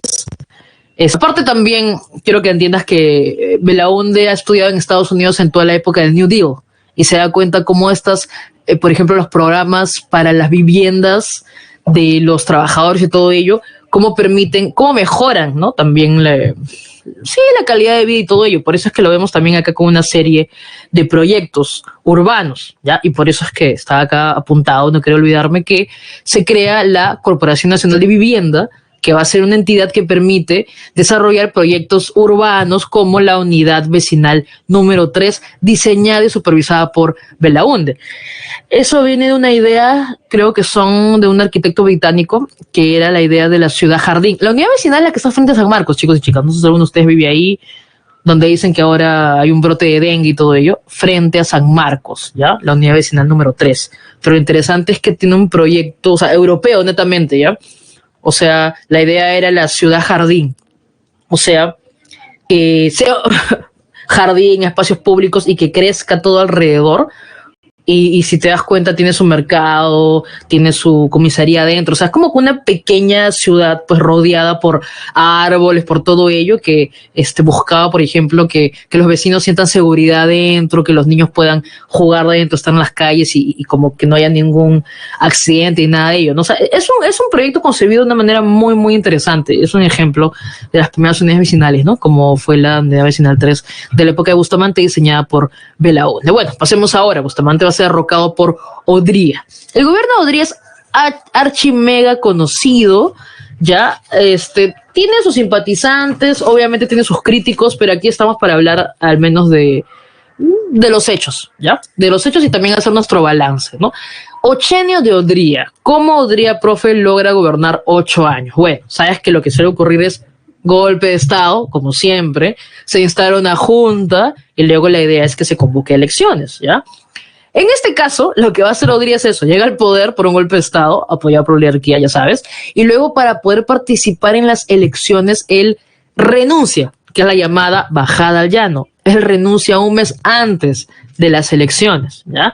Va a participar por el partido 1, que es la Unión Nacional Odriísta, ¿no? Profe, ¿contra quién va a postular? La oposición de Odría creo que es Montañe, pero Odría lo mete preso, ¿no? Lo mete preso y así él es el candidato único y puede ganar las elecciones de 1950, ¿no? Odría va a gobernar en el contexto de la guerra de Corea y las guerras internacionales son favorables al Perú porque exporta materia prima. Eso ya lo sabes, ya, o sea, tenlo en cuenta. Profe, entonces también va a haber todo un ingreso de dinero. Exacto. Y además no te olvides que Odría, con su frase pues de hechos y no palabras, Odría va a tener un gobierno que se va a caracterizar por las obras públicas, principalmente, ¿ya? Sí, o sea, es que eso es lo que más caracteriza al gobierno de Odría y por eso hay algunos que les gusta el gobierno de Odría, unos simpatizantes por todas las obras públicas y todas las medidas sociales que se van a dar en su gobierno. Entonces, lo primero es saber cómo llegó al poder. Lo segundo es en qué se va a caracterizar en lo político, ¿ya? A ver, Odría es, como bien lo dijo una vez alguien, el llamado pan sin libertad. Lo que pasa es que, no sé si alguna vez ustedes han visto el local del APRA que está en la avenida Alfonso Ugarte y arribita está la cara de Haya y dice pan con libertad. Es decir, o sea, pan significa pues mejores condiciones de vida, ¿no? Alimento con libertad. Y más bien le decían a Odría el pan sin libertad, en el sentido de que va a haber, ¿no? Otra vez, al mismo estilo de Leguía, una sensación de progreso por las obras públicas y todo ello, pero grandes obras públicas, ¿ah? Lo positivo que yo diría es que estuvieron bien hechas, porque hasta la actualidad existen, están ahí, ya, bien paradas, que yo sepa. Bueno, la idea es que es el pan sin libertad, porque por un lado van a estar las obras públicas, pero por otro lado va a estar la persecución política, ¿ya? Y yo tengo algunos profes pues que tienen 70, 80 años y que siempre nos contaban en la universidad que o sea, en la época de Odría otra cosa, porque en la época de Odría no hay garantías sociales y podían pues te veían así medio, ¿no? Ahí reunido y te podían meter preso, ¿ya? Entonces, la verdad es que esto, ya que lo estoy diciendo, se va a dar por la Ley de Seguridad Interior. No solo la persecución al APRA, sino es que se pierden las garantías individuales que uno tiene, y esto hace, repito, que si bien ven reunidos a 3, 4 personas, pueden, pues, como no hay garantías, las pueden meter presos, ¿ya? Pero claro, la Ley de Seguridad Interior, al mismo estilo de la Ley de Emergencia de Sánchez Cerro, lo que buscó fue legalizar la persecución política, básicamente de el APRA y el Partido Comunista. Siempre metemos al APRA con el Partido Comunista, pero como el Partido Comunista nunca participó abiertamente en las elecciones, todo el daño y toda la persecución es para el APRA, definitivamente, ¿ya? Y por eso, como puedes ver en esta caricatura, es que Haya de la Torre busca, pues, asilo bastantes años en la Embajada de Colombia, ¿no? Ya, entonces tengamos en cuenta esto. Para el final también del gobierno de Odría, cuando se va a convocar otra vez a elecciones, es que les decía que va a participar Belaunde. Lamentablemente Belaunde es admitido tarde. La verdad es que ustedes no saben cómo eran las elecciones en este tiempo. Pucha, en este tiempo, te daban, a ver, tú eras candidato, te inscribías, ¿ya? El Jurado Nacional de Elecciones te aceptaba. Y luego te daba las balotas, o sea, te daba las cédulas para que tú repartas a tus votantes, para que ellos luego voten y lo coloquen en las ánforas, ¿ya? Y lo malo es que Belaunde movió bastante gente para las elecciones, luego el gobierno de Odría, pero como lo reconocieron tarde, le entregaron tarde las cédulas y no pudo distribuirlas rápidamente, y por eso es que no gana ya las elecciones Belaunde, porque era el candidato que se perfilaba definitivamente, ¿ya? ¿Y por qué comento esto? Porque Leguía amplía el electorado, ¿ya? El voto femenino para las elecciones generales, porque chicas y chicos, chicas sobre todo, ustedes no saben todo lo que se decía de por qué la mujer no debía votar. Decían que la mujer no debía votar porque le iba a hacer caso a su marido, que le iba a hacer caso al cura, en fin, ¿ya? Mil cosas, ¿ya? No, en serio, o sea, no es flor ni nada, o sea, les digo, y pueden googlearlo y todo porque es lo que se decía, ¿ya? Entonces, en una jugada maestra, lo que busca Odría es ampliar el electorado concediendo el voto femenino a las elecciones generales, ¿no? Para decir el voto consciente, en teoría, pero, en fin. O sea, quiero que entiendas que lamentablemente fue una concesión del Estado, súper popular, ¿no? O sea, popular, como para buscar allí desarmar un poco los resultados, ¿no? En fin, bueno, sigamos con esto. La guerra de Corea, no olvidar, la guerra de Corea es lo que permite el crecimiento, o sea, a través del boom, porque tú te preguntarás, ¿no, profe? Obras públicas, ¿no? Claro, por ejemplo, oye, o sea, hasta la actualidad, el Hospital Rebagliati, que es el hospital del empleado, que ahora se llama Rebagliati porque fue el doctor que estuvo a cargo de todo esto, es un hospital enorme, ¿no? O sea, comparado con los otros que tenemos, es grande, ¿no? Y es que eso es lo que caracteriza las construcciones de la época de Odría, ¿no? Pero bueno, regresando a esto, ¿por qué les comentaba esto? Porque ¿con qué dinero se hacen todas las obras, no? El Estadio Nacional, o sea, ¿con qué dinero las unidades escolares, no? O sea, con el dinero de la guerra de Corea. El problema es que como no había una, ¿cómo se dice? Una fiscalización de estas obras públicas, ya te imaginas que también bastante para el bolsillo de Odría y sus cercanos, ¿no? Aquí nuestra economía va a comenzar a girar, ¿no? A virar, como se dice, un poquito hacia lo liberal, un pocazo, digamos, un poquito no, un gran viraje del porcentaje de nuestra economía hacia lo liberal, ¿no? ¿Te acuerdas que hemos dicho que en la época de Prado y sobre todo en la época de Bustamante, ¿no? Prado y Bustamante, el Estado intervenía? ¿Sabes qué? Lo contrario a que el Estado intervenga es, ¿no? Que el Estado no intervenga. Entonces, ¿eso cuándo ocurre? Por la misión Klein, ¿no? Que más bien es una misión también económica. En este caso, no es de reforma financiera, sino más bien lo que busca es que se masifique, que se difunda el modelo liberal, ¿no? En este caso, Sudamérica. Entonces, más bien lo que se va a apoyar es una economía liberal, una economía para beneficiar a la inversión privada, ¿no? A los inversionistas. Bueno, por eso decimos liberal y ortodoxa. Cuando veas el término ortodoxo, es pues el más puro, ¿no? Cuando vimos a los, por ejemplo, los del califato ortodoxo, ¿no? Cuando ves el término ortodoxo, es que sigue la receta original, que es lo más puro, ya el modelo original. Y eso fue pues el liberalismo que ingresa aquí en la época de Odría. Eso también se debe a Pedro Beltrán, ¿ya? Por ahí aparece Pedro Beltrán. Pedro Beltrán fue el ministro de Economía de Odría los primeros años, ¿ya? Luego, pues, Beltrán comienza a criticar a Odría por todas estas persecuciones políticas, por toda esta...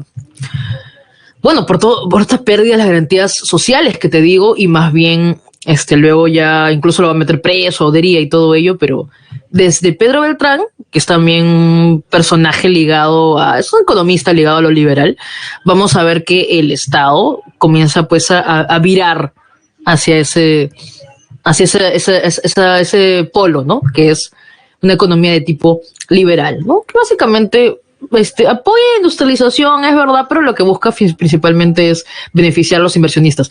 Una característica de esta persecución política es el Rochaús, ¿no? No sé si lo habrás visto, no sé si algún día habrá sido una manifestación. Es o sea, lo que pasa es que el ministro Rocha de Odría importa estos carros que tienen pues adelante pues una manguera y puede a todos llenar de agua, ¿ya? Algún día te tocará, ya, o sea, mira, cuando te vayas a una marcha, cuando ingreses a San Marcos y te vayas a una marcha donde esté la gente de la Católica, ¿no? De universidades privadas, te van a tirar agüita nada más. Ya cuando estés solo San Marcos, ya ahí prepárate porque ya te van a lanzar otras cosas, ¿no? Pero en fin, lo que quiero que entiendas es que existen estos llamados Rochabús por el nombre del ministro Rocha, y son estos carros antimanifestaciones, ¿ya? Que también vienen pues en la época de Odría. Les decía, pues este proceso migratorio llamado cholificación, que no es otra cosa que la migración del campo a la ciudad, y obviamente que todos los habitantes que migran van a traer su cultura, sus tradiciones, ¿no? Y todo este sincretismo, esta síntesis cultural va a ser la llamada cholificación, que es un término, ¿no? Un término que existe y que se utiliza, ¿ya?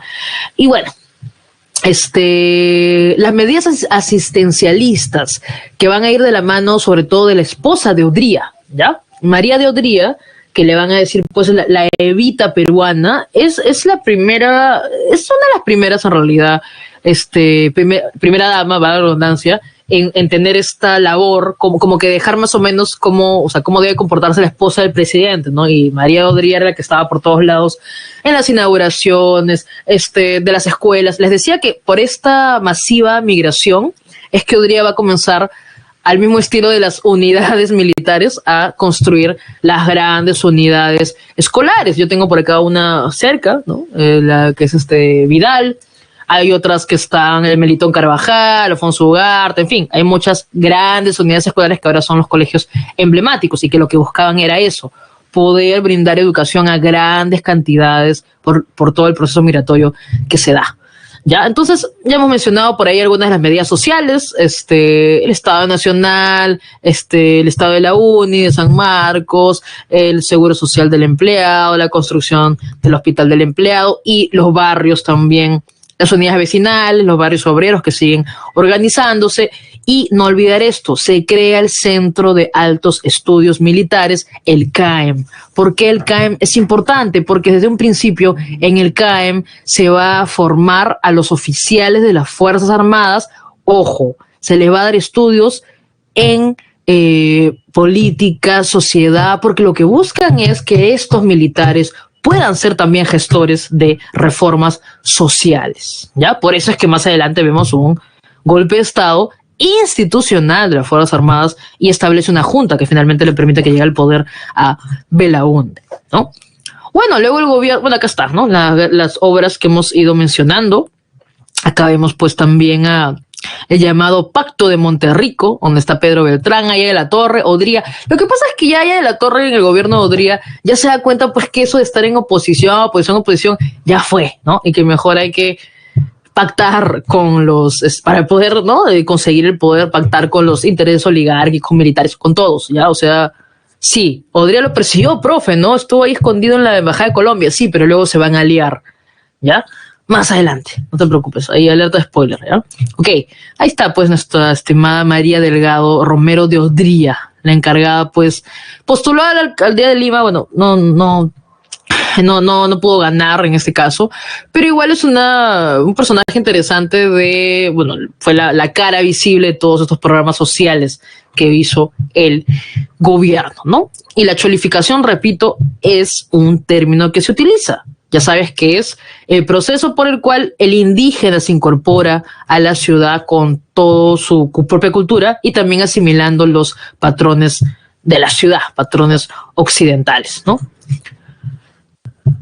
Bueno, te decía que no pudo ganar Belaunde y más bien el que va a llegar que gana las elecciones es Prado. El gobierno de Prado, parte 2, como les decía, es, bueno, similar al primer gobierno, sí, también hay un apoyo a la industria. Te decía que aquí se va a ver el boom de la harina y el aceite de pescado, porque Prado en sus dos gobiernos siempre busca desarrollar, aunque lo hace de manera limitada, pero lo hace la industria nacional, ¿no? Este apoyo.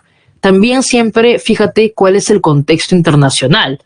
Ya sabes que Prado es pro Estados Unidos. Eso no cambia su segundo gobierno, ¿ya? Solo que en este contexto 56-62, que es Guerra Fría, ¿no? Entonces, más bien, acuérdate que se están disputando los dos liderazgos de Estados Unidos y la Unión Soviética, mayor influencia en otros territorios. Y por eso es que cada vez una foto, pues, ¿no?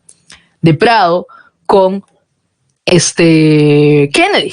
Y esto sí, sobre todo es por este programa pues, que se crea en la época de la administración de Kennedy, que es la Alianza para el Progreso, ¿no? Un programa de Estados Unidos para ayudar económicamente a América Latina, ¿ya? De la época de Kennedy, del 60 al 70, básicamente, 61 al 70, ¿ya? Y el Perú también forma parte, para demostrar que es pro Estados Unidos, ¿no?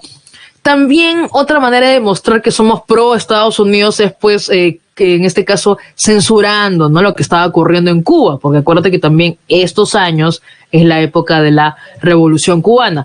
¿La Revolución Cubana va a tener una influencia en el Perú? Sí, sobre todo en el fenómeno de las guerrillas que van a aparecer en el 62, 63, sobre todo en el 65, ¿no? Son las guerrillas del 60. Estos guerrilleros, del mismo estilo de Che Guevara, ¿no? Que van a aparecer aquí también, ¿no? Por ahí creo que hay una imagen de Javier Heró que muere a muy temprana edad justo por ser parte, pues, de estas acciones de las guerrillas, ¿ok? Sí, ahí lo tienes en la página 8, aparece más adelante, en la década del 60, las guerrillas del 65, por APRA rebelde que te digo, ¿no? Que cuando se dan cuenta que ahí en la torre se acerca más hacia la gente que tiene el poder, hacia la élite, más bien se separa el APRA rebelde y comienza con acciones de guerrilla, ¿no? Se crea el Comando Conjunto de las Fuerzas Armadas, ya sabes, todas las Fuerzas Armadas están en una institución, y esto es importante. ¿Por qué razón? Porque sumado al CAEM, que se está formando en políticas económicas, sociales y todo ello, el golpe de Estado que va a haber luego el gobierno de Prado, que básicamente es para que el APRA no llegue al poder, es un golpe de Estado institucional. No es el cuarto militarismo, porque no hay caudillos, no hay una cabeza, y no, es el gobierno de la junta militar. Puede estar Godoy, Lindley, no importa la cabeza, pero los demás son las cabezas, los generales, los altos mandos, ese era el término que buscaba, los altos mandos de la Marina, de las fuerzas, la Marina, de la aviación, del ejército, ya. Esas cabezas son las que están en esta junta militar. O sea, quiero que entiendas que el golpe de Estado es institucional. Como institución, las Fuerzas Armadas hacen un golpe de Estado, ¿ya? Es importante. Bueno, también aparecen Acción Popular, que va a ser el partido, pues, y la Democracia Cristiana, ¿no? Que se diferencian, pero prácticamente comparten muchas cosas, ¿no? De estas juventudes cristianas, clase media, democráticas y todo ello, ¿ya? El segundo gobierno de Prado, como les decía, el viraje que ya lo habíamos visto en Odría, acá ya se comienza a consolidar, que es una política económica liberal, pues liderada ahí por Pedro Beltrán, como les decía, ¿no? Va si es ministro de Economía, ya sabes que nuestra economía siempre va a tomar características de las reformas que se implementen a partir del ministro, y en este caso establece medidas liberales, ¿no? O sea, para favorecer sobre todo a los inversionistas, ¿no? ¿Qué más? ¿Qué más? El boom pesquero, lo Banchero Rossi, el boom azucarero, sobre todo por el bloqueo cubano, ¿no? Siempre sabes que el tema con el azúcar, el Perú se ha visto beneficiado 2 veces, justo en la época en que había tanto, pues, en un principio la independencia de Cuba, y luego también por el bloqueo que se hace de Cuba, y eso permite que otros países puedan extraer, ¿no? También cuando llegó aquí Nixon, también vemos ahí a Prado. O sea, Prado, los 2 gobiernos, acuérdate, pro Estados Unidos. Ya, bueno, Nixon, la gente de San Marcos lo pifió y todo ello, ¿no?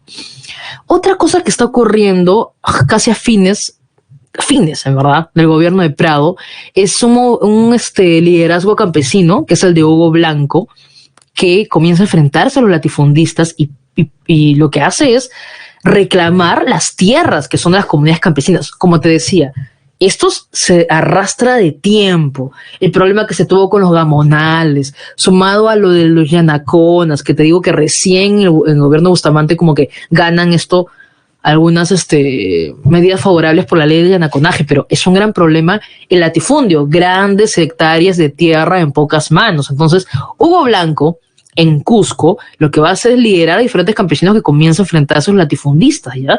Y entonces, toman las tierras. Entonces, ¿esto qué significa? El Estado tiene que hacer algo, el Estado tiene que hacer ya una reforma porque los mismos campesinos están haciendo justicia en sus manos, como se dice, ¿no? También en este contexto es que se va a crear la institución de reforma agraria y colonización. Lo que pasa es que lo de reforma agraria se ha dado en diferentes países. El mismo Kennedy, recuerdo que también apoyaba esto de las reformas agrarias, pero claro, solo se creó, se dio como que el primer paso. No se realiza una reforma agraria durante el gobierno de Prado, sino se crea el Instituto de Reforma Agraria y Colonización, pero es por una presión de los movimientos liderados por Hugo Blanco en Cusco en contra de los latifundistas, ¿no? Bueno, me había olvidado mencionarte, regreso acá rapidito, el segundo gobierno de Prado se llama el gobierno de la convivencia. ¿Por qué razón? Porque Prado está aliado con el APRA. Te decía que el APRA se dio cuenta que mejor es estar aliado pues con el poder, ¿no? Entonces, ¿cuál es acá el toma y daca, como se dice? Prado llegaba al poder con los votos apristas y el APRA conseguía entonces ser legal, ¿no? Otra vez, por eso es que se llama el gobierno de la convivencia, ¿ya? Porque están aliados Prado y el APRA, ¿ya? Ok, también creo que se dio la ley de barriadas, también se da en el tiempo de Prado, ¿ya? La ley orgánica de barrios marginales. Lo que pasa es que comienzan a formarse, por ejemplo, en el 61, Comas, Villa María del Triunfo, por ejemplo. Entonces la idea es que finalmente puedan, pues organizarse, ¿no? De manera legal, urbana, y luego puedan acceder al alcantarillado y todo ello, ¿no? Bueno, les decía entonces que esta alianza de Prado con el APRA, obviamente, se iba a manifestar de alguna manera, ¿no? Lo que pasa es que las elecciones que se iban a convocar a fines del gobierno de Prado, era voceado que el APRA iba a participar. La verdad es que Haya de la Torre ya no quería ser presidente, más bien vamos a ver aquí que se va a aliar, es que ya Haya se va a aliar con quien sea, ¿ya? Acá vamos a ver más bien que se va a aliar Haya de la Torre con Odría en la llamada superconvivencia, ¿no? O sea, no es la convivencia, es la superconvivencia, pero incluso va a aliarse con alguien que lo persiguió, ya que es Odría. ¿Y por qué ha sido un golpe de Estado? El golpe de Estado que hace la Junta, obvio, ¿no? Va a justificarse en que necesita hacer las reformas como la reforma agraria y todo ello, pero la idea es que la Junta militar que se va a establecer por un golpe de Estado de las Fuerzas Armadas es para que el APRA no llegue al poder, ¿ya? Por si acaso. O sea, hay que ver siempre el contexto, ¿no? El contexto es 1962 y el contexto es que en las elecciones, eso creo que lo tengo por acá, ¿sí está por ahí? Sí está. La página 7, para que entiendas el contexto, ¿ya? Las elecciones de 1962, cuando se acaba la convivencia, ¿no? Ya. Postula pues Belaúnde, postula Odría, postula Haya de la Torre, ¿ya? Ese es el contexto, ¿ya? Perfecto. ninguno de los candidatos logra la mayoría de los votos, ¿ya? Candidatos de presidente. Pero, por otro lado, acuérdate que ha sido la convivencia, donde ha estado aliado Prado, el APRA. Entonces, como ninguno de los tres candidatos consiguió la mayoría de votos, el Congreso ya tenía que elegir, ¿no?, al próximo presidente. Entonces, ya te imaginabas pues que iba a ser, pues podía elegir en todo caso, ¿no? O sea, se elegía a Odría, pues o se elegía a Aya de la Torre. Entonces la idea era que no se elija ni a Odría ni a Aya de la Torre, básicamente. Sí, ni a Odría ni a Aya de la Torre. Ya. Más adelante se sabe que Aya de la Torre más bien va a renunciar a esto de querer ser presidente y va a aliarse con Odría para estar fastidiando ahí más adelante en el gobierno de Belaúnde. Pero es bueno entender esto, que las Fuerzas Armadas son un golpe de Estado para que ni apristas ni odristas puedan llegar al poder. Entonces, eso da pie a los años 60, ¿no? Comenzamos con el gobierno de la Junta Militar, primero Ricardo Pérez Godoy, y Ricardo Pérez Godoy, cuando se demore mucho en el gobierno, es que Nicolás Linde también, chao, ¿no? Lo va a deponer del puesto porque la idea era que la Junta Militar comience con las reformas y luego convoque elecciones, ¿no? Acá la idea es que tampoco es que la Junta se quede mucho tiempo, es un gobierno provisional, ¿no? Ya sabes, el golpe de Estado, recuerdo una pregunta hace tiempo también como eso, ¿no? El golpe de Estado de las Fuerzas Armadas en el 62 y que luego establece el gobierno militar es para que no llegue un gobierno aprista, ¿ya? Bueno, con presencia aprista, básicamente. Golpe militar institucional, no olvidar, ejército, marina y la aviación, todos unidos, ¿ya? Primero tenemos entonces a Ricardo Pérez Godoy y más adelante tenemos a Nicolás Lindley. Ya te expliqué por qué Godoy está retrasando la convocatoria de elecciones y por eso Lindley toma el poder. ¿Qué es lo que logra esta junta militar? Bueno, la idea, como te digo, es comenzar las reformas, ¿no? Primero, se promulga la ley de bases de la reforma agraria, porque la reforma agraria necesita pues como se dice, un marco legal, ¿no? Por eso se da la ley de bases de la reforma agraria. ¿Cómo se va a realizar la reforma agraria? ¿Dónde iba a comenzar? Y esto luego se lo dejan, porque esta junta militar, hay que decirlo, ¿no? La junta militar, finalmente, como no están ni con Odría ni con el APRA, va a permitirle, como lo hizo pues Benavides en su momento, le va a permitir llegar al poder a Belaúnde, ¿no? Y parte de las condiciones era que Belaúnde realice en su primer gobierno estas reformas sociales, ¿no? Bueno, le decía entonces que primero se da la ley de bases de la reforma agraria. Por ejemplo, algo que no existía, ¿no? El Instituto Nacional de Planificación, porque aparte de tener tu presupuesto, ¿no? Y todo ello, siempre es bueno saber cómo se van a planificar sobre todo las obras públicas, ¿ya? Por otro lado, también había un interés en que se difunda la cultura, por eso es que se crea la Casa de Cultura, que luego es el INC y que actualmente es el Ministerio de Cultura, ¿no? Por mencionar algunas cosas, ¿no? También se establece la cifra repartidora de las elecciones. Este es un tema, sobre todo para que no haya como que estas amplias mayorías, siempre es la cifra repartidora, es el porcentaje, ¿no? De acuerdo a los votos, se reparten los escaños, como se dice, los lugares, los puestos en el Congreso. No te olvides que también durante esta junta va a continuar esta rebelión campesina en el Cusco. Por eso es que es una emergencia ya que se comience con la reforma agraria. Entonces, sí, básicamente es lo que le encargan a Fernando Belaúnde, que lamentablemente algunos dicen va a realizar una mini reforma agraria, pero es una reforma agraria pues súper restringida que va a comenzar en el Cusco, pero no ataca a los latifundios y prácticamente nada, ¿no? Si hablamos de reforma agraria. Perfecto. Ahí en la página 8 está justo quienes te mencionaba. Por un lado está Hugo Blanco, este dirigente campesino que va pues, a atacar a los latifundistas, y por otro lado también que ocurre en la década del 60 son las guerrillas, ¿no? Hay unas guerrillas del 65 que son las que se va a enfrentar Belaúnde, pero ya desde el 60 les digo pues que Luis de la Puente Uceda había tomado el liderazgo del llamado APRA rebelde, ¿no? Y comienza a incursionar en diferentes en territorios del norte, luego también en la Amazonía sobre todo, y justo aquí está Javier Heró, que creo que muere a los 21 años, ¿ya? O sea, muere súper joven, este poeta, San Marcos, ¿no? También conocido porque él formó parte del Ejército de Liberación Nacional, que repito, es un ejército que tiene influencia de las guerrillas, es la época de la Revolución Cubana, y finalmente él creo que justo es en Madre de Dios, ¿no? O sea, es en la región amazónica, que va a ser perseguido, pues, y finalmente asesinado, ¿no? En 1963. Ya también se da en esta época. Bueno, les decía entonces que esta junta va a permitir que finalmente Belaúnde llegue al poder, ¿no? Belaúnde siempre se ha mostrado, bueno, siempre se mostró en cuanto a política como un personaje, pues, democrático.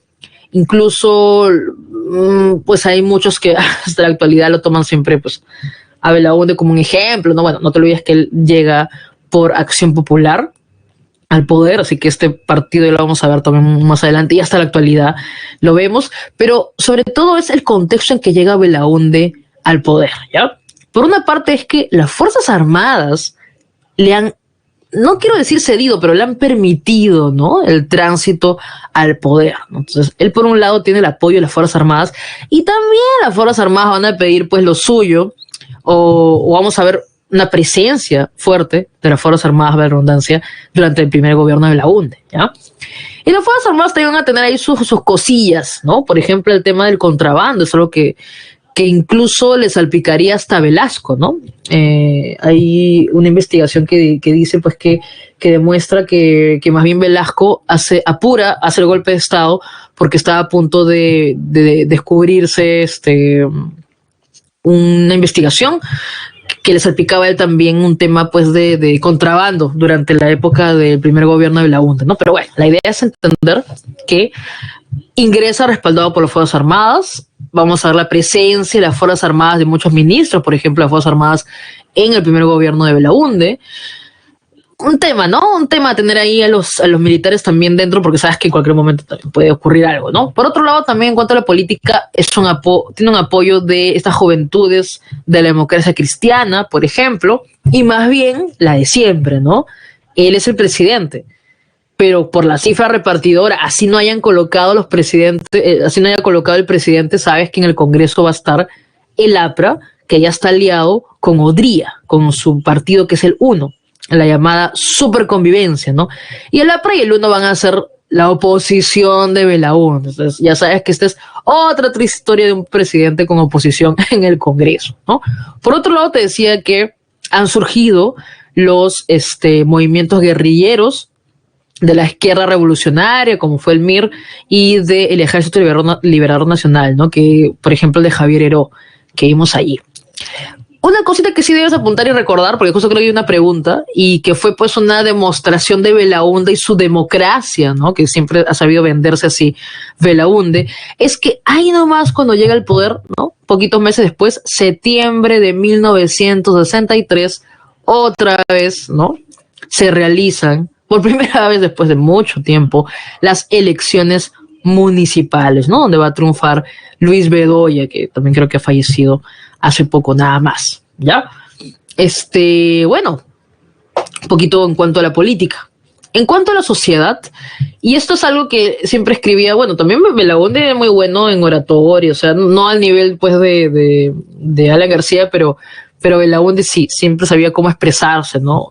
Y recuerdo esta COPOP que él forma, que es el Sistema de Cooperación Popular, porque cuando él, durante su candidatura, viaja por todo el Perú, se da cuenta, pues, que hay muchos caminos, hay muchas obras, y que cuando preguntaba quién lo había hecho, le contestaban, el pueblo lo hizo. Entonces, básicamente es este eslogan que va a utilizar para organizar las llamadas COPOP, que son sistemas de cooperación popular, ¿no? O sea, la comunidad se organizaban y de parte del gobierno había un apoyo para que realicen obras, como les decía, ¿no? De pequeña envergadura, pero también cooperación popular.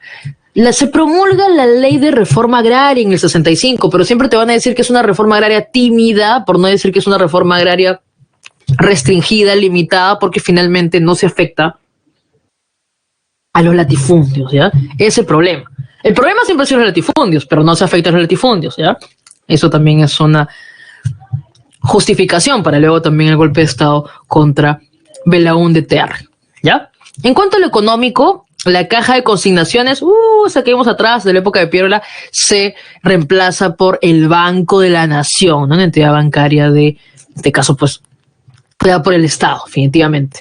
El gran proyecto de Belaúnde, además de los proyectos de urbanísticos, que ya les he mencionado, de los de vivienda sobre todo, que van a seguir acá, comenzaron desde que él era diputado, incluso antes, y van a seguir acá, como pues la residencia de San Felipe, ¿no? Y también otras, para clase media sobre todo, para clase media sobre todo es las que se van a dar. También va a ser la carretera marginal de la selva, ¿ya? Este es un tema que a muchos también les gusta y a algunos les disgusta también porque Belaúnde solo hablaba de este gran proyecto, pero más bien permitió que se puedan, pues, urbanizar, modernizar muchas regiones de la Amazonía, ¿no? Y que se puede extraer también, obviamente, los recursos amazónicos, es la carretera marginal de la selva, ¿no? Y finalmente lo que le cuesta el golpe de Estado a Belaúnde es el acta de Talara. Esta acta de Talara lo que proponía era, bueno, eso, lo que se estaba reclamando ya hace tiempo. Al fin, la EPF, la empresa petrolera fiscal, va a ser la que extraiga el crudo, o sea, que extraiga el petróleo y más bien se lo va a vender, ¿no? O sea, interesante es esto, ¿no? Porque el acta de Talara decía, pues ahí ya este convenio iba a beneficiar al Perú, la IPC devolvía todos los yacimientos porque la EPF la iba a extraer y finalmente la EPF le vendía y ponía su precio a la IPC y ahí viene este escándalo de la página 11 del acta de Talara donde más bien decía, bueno, se pierde pero en realidad luego sale publicada, este escándalo simplemente es para derrocar a Belaúnde, para demostrar que no se soluciona el problema de la Brea y Pariñas, de la IPC, y más bien demuestra que en la página 11 está la fórmula matemática, que es un precio que no le conviene para nada al Perú, ¿no? O sea, más de lo mismo, porque les dije creo semanas atrás que Belaúnde dijo, ¿no? Yo soluciono en 30 días el problema de la Brea y Pariñas, y lo soluciona con el acta de Talara, que lamentablemente está también. Hay muchos intereses de por medio, ¿ya? Está la oposición, está las Fuerzas Armadas que les digo que iba a explotar este escándalo de... Sí, Mireya, la IPC es la International Petroleum Company, es Estados Unidos que está extrayendo como una empresa en clave nuestro petróleo. Y la EPF era una empresa que se da en la época, o sea, la empresa petrolera fiscal es una empresa para extraer el petróleo que es peruana.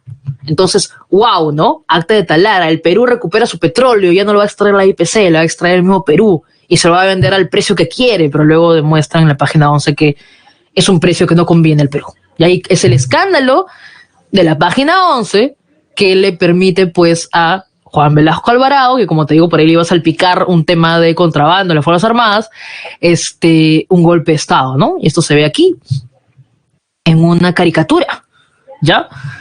Y Juan Velasco Alvarado el 3 de octubre va también a justificar el golpe de Estado. Y esto lo vemos de acá a 2 clases en nuestra última clase de Historia del Perú. A mí me encanta hablar de Velasco porque me gustan algunas cosas y también critico otras cosas que no se hicieron como deben ser, ¿no? Pero de todas maneras es un personaje muy polémico, sobre todo por las decisiones y las reformas que se implementan en su gobierno, ¿no? Entonces, bueno, dejemos ahí luego este golpe de Estado. Y ya nos tocaría hablar más adelante de lo que es el gobierno de Juan Velasco Alvarado y las últimas décadas de nuestra historia del Perú, ¿no? Así que está nuestra línea del siglo XX. Mireya, espero que te haya quedado claro que la IPC es estadounidense, ¿ya? Y en este caso la EPF es peruana, ¿ya? Bueno, no te olvides entonces, pues, también está allí, mencionado en tu separata, el aeropuerto Jorge Chávez, la refinería La Pampilla en Ventanilla, también sería bueno saber que ya se están formando en ese tiempo San Juan de Miraflores, San Juan de Lurigancho, Independencia también, ¿no? Ok, terminamos entonces con las preguntas de esta semana, ¿ya? Número 1, ¿cuáles de los siguientes enunciados podríamos afirmar corresponden a las características del tercer militarismo? 1, letra A. Defensa de los intereses oligárquicos, sobre todo en la época de Benavides, y influencia del fascismo europeo. 1, letra A. 2, el censo de 1940, que estaba mostrando ya, te cuentan ahí que el último era el del 76. El del 40, ¿qué nos está mostrando? Que la población rural era mayor que la población urbana, ¿no? Y más adelante comienza, recién en la época de Bustamante, sobre todo en Odría, la migración del campo a la ciudad, ¿ya? Así que la 2 es exactamente qué nos muestra el censo, no lo que va a ocurrir más adelante. Así que la 2 sería la letra B. La 3, ordenemos cronológicamente. Primero, incidente de Leticia, en la época de Sánchez Cerro nomás. Protocolo de Río de Janeiro, en el primer gobierno de Prado. Luego sería segundo gobierno de Prado. El Perú se va a ir a la Alianza para el Progreso. Y finalmente la ley de bases de la reforma agraria en la época del gobierno de la Junta Militar. Así que la 3, la letra C. La 4, gobierno de Bustamante y Rivero, el decreto 781, no te olvides, jurisdicción, soberanía de las 200 millas, todo, mar, zócalo, islas, ¿ya? 4, letra D. Y luego, relacionemos, ¿ya? Relacionemos, a ver. Primavera Democrática, o sea, acá te piden que relaciones con el contexto internacional. Primavera Democrática, ¿con qué coincide? Segunda Guerra Mundial, Prado. La convivencia, ¿con qué coincide? Con la Revolución Cubana, ¿ya? Las guerrillas. El ochenio diría, ¿con qué coincide? Con la Guerra de Corea, ¿ya? Ingreso económico para las obras. Y finalmente, el tercer militarismo, ¿con qué coincide? Con el ascenso del nazismo al poder, ¿ya? 5, letra D. Entonces, hoy hemos tenido 1A, 2B, 3C, 4D, o sea, A, B, C, D, y la 5 también, D, ¿ok? Listo, entonces creo que se ha aplazado también su examen para esta semana, así que, como siempre, éxito en su examen, ¿ya? Que tengan igual una excelente semana, estamos martes recién,